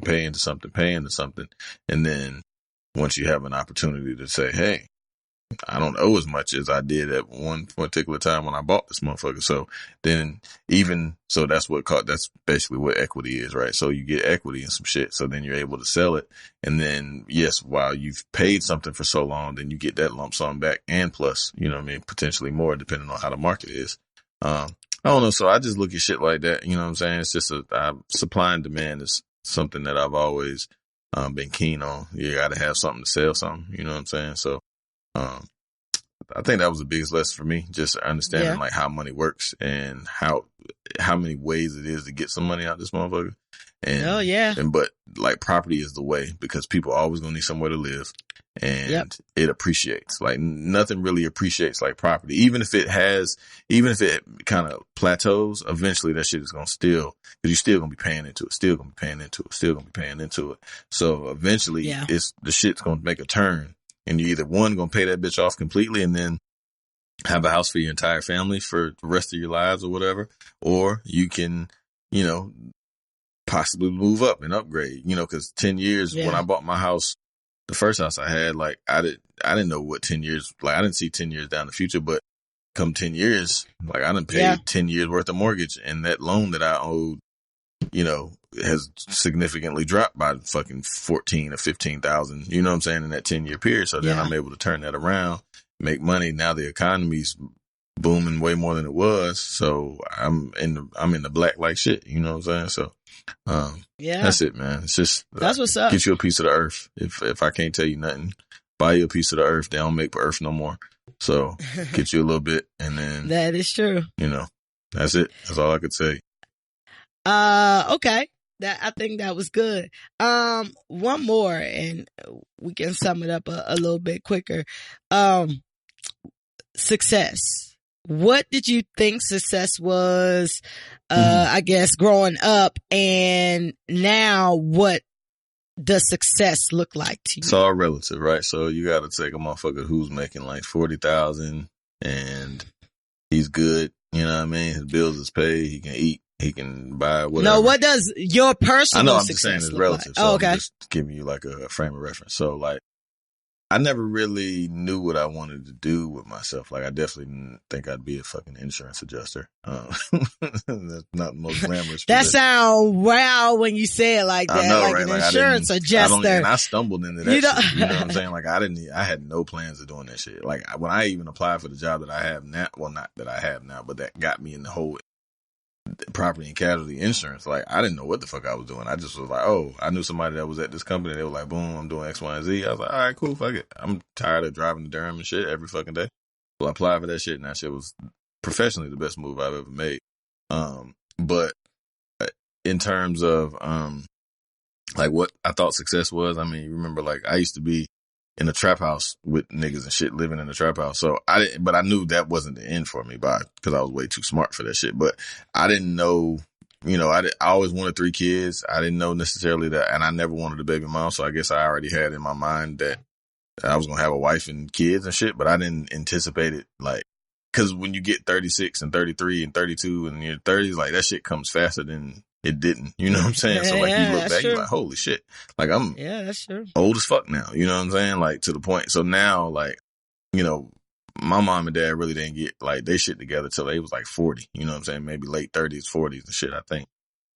So I'm looking like, damn, I'm ahead of the curve, you know what I'm saying? Like, I've attained so much in my short adulthood comparatively to a lot of people that I know, you know what I'm saying? And it's, again, all relative, because I don't, like, well, I don't necessarily, like, revel in it, you know what I'm saying? Because I'm still in it, like, you still in it. So, like, it's kind of hard to see until you look back, or you look at your peers, or look at other people that ain't necessarily doing what you're doing. You're like, oh, shit. That's when you get reflective and retrospective in terms of, like, damn, you know what I'm saying? I'm actually down. I done made some significant strides, and people looking up to you that you used to look up to, or, you know what I'm saying? Like, just shit like that. Like, and then, like, when motherfuckers tell you certain shit, I'm like, damn, like, motherfucker don't be having $20, $40, $60 shit like that. You like, fuck, like, how? You old as fuck, you know what I'm saying? Like, and then you kind of, and then it's like survivor's remorse then, right? So it's like, you look at your people and shit, and you like, ah, damn, you know what I'm saying? Like, I'm here, and y'all ain't even doing that shit. Like, what the fuck? And then you kind of like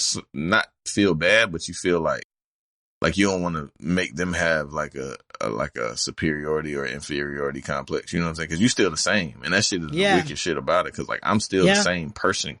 Like, they look at you different though. Yeah, and that's weird. But I mean, but I think when a lot of, like, famous people and shit, because you usually hear from them where they be like, I ain't changed like the people around me changed. They start treating me different. Yeah. You know what I'm saying? And that's why I feel like a lot when we're talking about the celebrity aspect, where a lot of people feel like they need to stay in the hood so they look like they you know, keeping it real and didn't change and, you know, like all of that shit. Yeah. So, I mean, as far as that goes, you know what I'm saying? That's what success like. So I've definitely, like, I didn't have any like specific goals in mind, I would say, like that I had checked off my list, but I never, like I'll tell you what my driving light or my guiding light was. I never wanted to be the nigga that fell off. Like, I never wanted to be out here looking crazy. Yeah.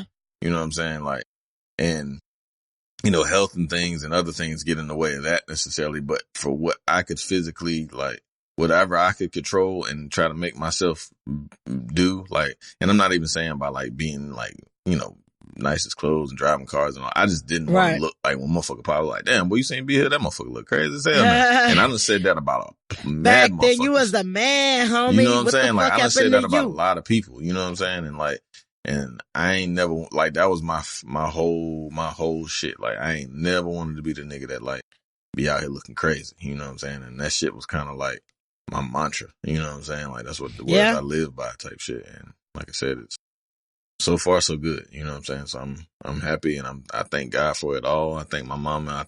Cause I think about it, like with me, like, and the real shit that's wild, not to get into it too much. We about to wrap it up, but like, I was fucked up. You know what I'm saying? Like, I ain't have shit, like, in terms of, I was on my own completely. You know what I'm saying? Like, I ain't got no brothers and sisters that I was raised with. So like, I ain't got no cousins. Like, I ain't got no family, like big ass family. So it's my friends, it's my family. But like, I was fucked up and I was still like thugging, getting it, you know what I'm saying? Trying to get everything scraping and scribing for whatever I had. So like, I literally had $0. I ain't had shit. So like, a motherfucker can't tell me nothing about like hard work and dedication, cause that shit is just if you apply yourself, you can do what the fuck you want to do. And just like, but that's also a mindset. Like, I've always had the same mindset though. Like, I always been about my shit. You know what I'm saying? Like, in one way or another. So I'd be damned if a motherfucker was gonna like stop me. You know what I'm saying? I'm gonna get somewhere. I'm gonna be able to, I got the gift of gab. I'll be able to talk my way into something X, Y, and Z, flip the dupe. You know what I'm saying? Do some shit.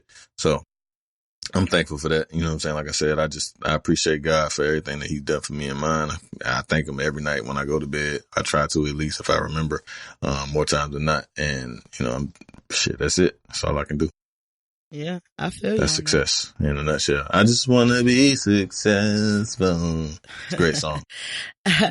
Well, I always, my view of success, you know, when I was younger, so I've always told y'all that, you know, the seed was planted in me early. Like, you gonna be somebody, you gonna go to school, you gonna do this, you gonna be the first person to do this in our family and do that and X, Y, Z. You know what I'm saying? So I didn't know that being unsuccessful was even a fucking option. You know what I'm saying? So I always had goals. I always had things that I wanted to do. You know what I'm saying? And then, you know, my mom told me she wanted me to be a lawyer. And then I got to school and I was pre-law and I was like, that shit kind of trash. Like, I don't want to do that, but it's parts of the law that I actually like. But I like people. You know what I'm saying? Like, I like people as well. So I was fortunate enough to figure out how to merge the two.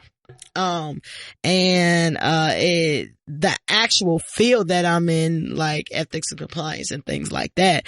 Like I say, if I gotta work for somebody else, then I like what I do. But that was the goal, like to have a great job and, you know, to have, you know, cars and a nice home and, you know what I'm saying? And to be able to like help my family. Like, I've never been like, you know, like marriage and kids and shit like that. Like, kids ain't never been on my agenda.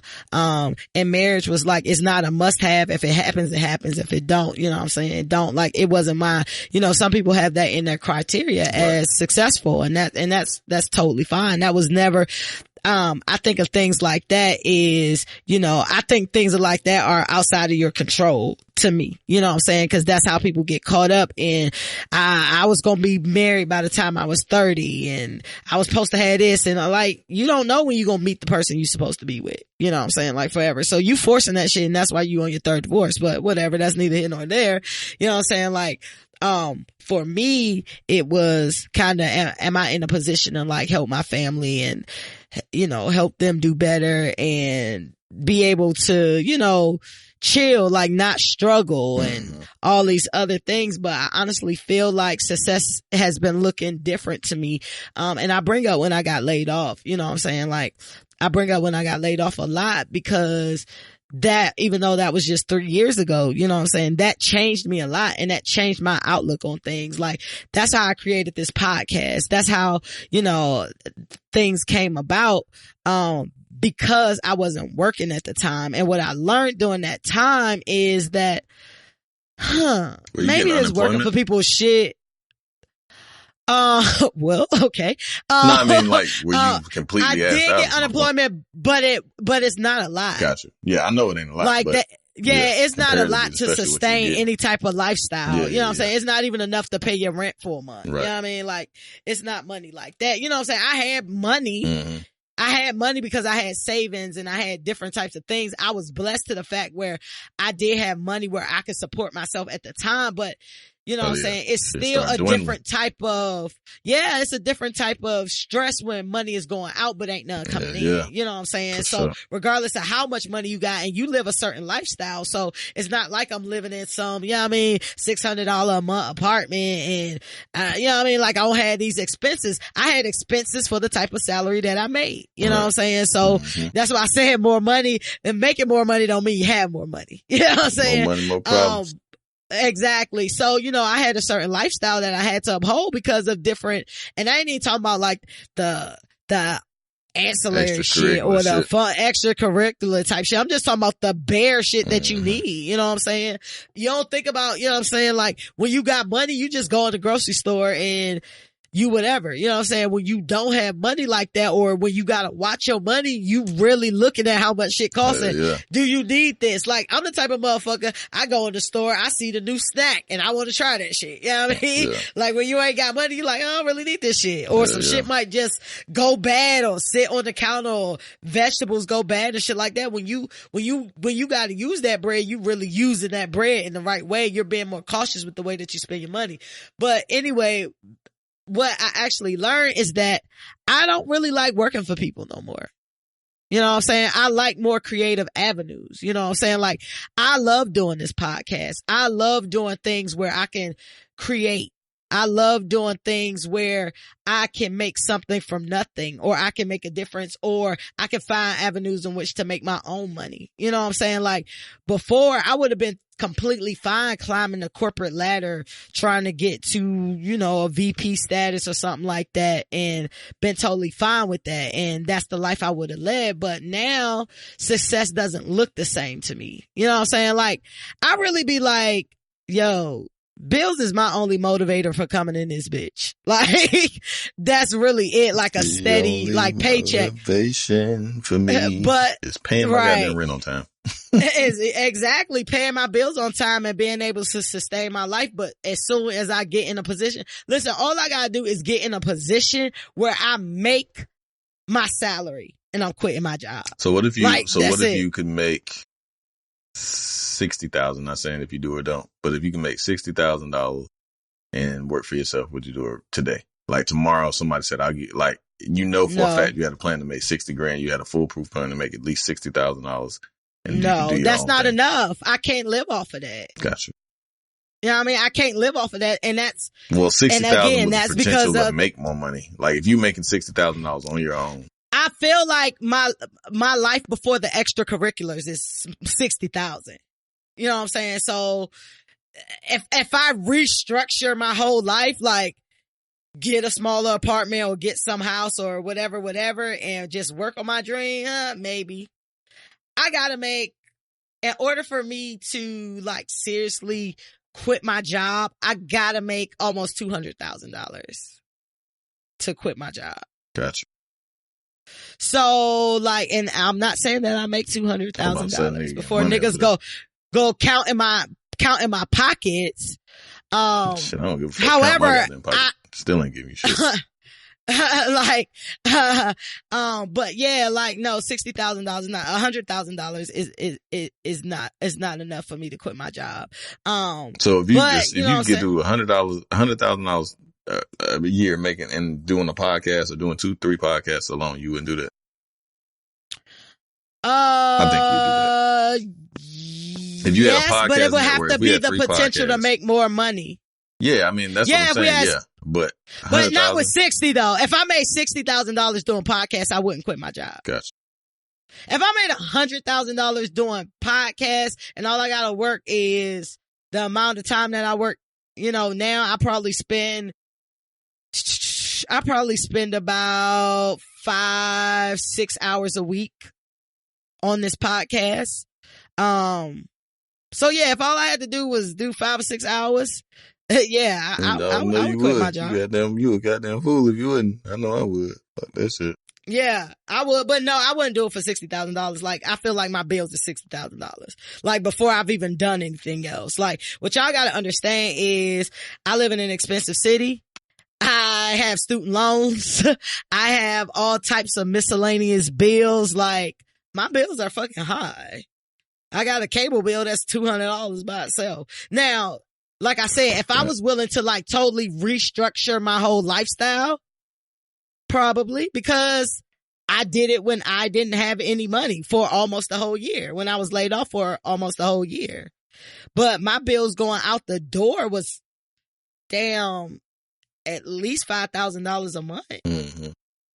On the bare minimum side of that. You know what I'm saying? And that's why I be like, how y'all motherfuckers afford kids? Like, I don't understand. Like, how the fuck y'all afford all these kids? Like, all of these expenses that come with kids. Like, I'm like, and I make decent money. I know I make more than the average person. And I'm just like, how y'all be affording all these fucking kids? And everybody who I talk to be like, you just make it work. Yeah. Like, if you had kids, you wouldn't do some of the things that you do, or you wouldn't buy some of the things that you ain't buy. going out and I was like, that's true. Every week and 3-4 times a week, shit like that. You ain't doing that. Yeah. Just go to the restaurant. You got $120 tab. Yeah, you know what I mean? You got $150 tab. You know what I mean? Like, I was just like, yeah, so I don't want to sacrifice that for people who just go eat up my motherfucking money, and then I gotta whoop their ass like Corey Gamble. But yeah, that's so success looks to me different, and I feel like I'm now starting on my new version of success. That's where I was basically wrapping that conversation up to. So I want to be self-employed. And I want to be self-employed to a point where I can also, help other people. I want to thank y'all for listening though. We ran a little long today, but it's all good. It's good information, good show.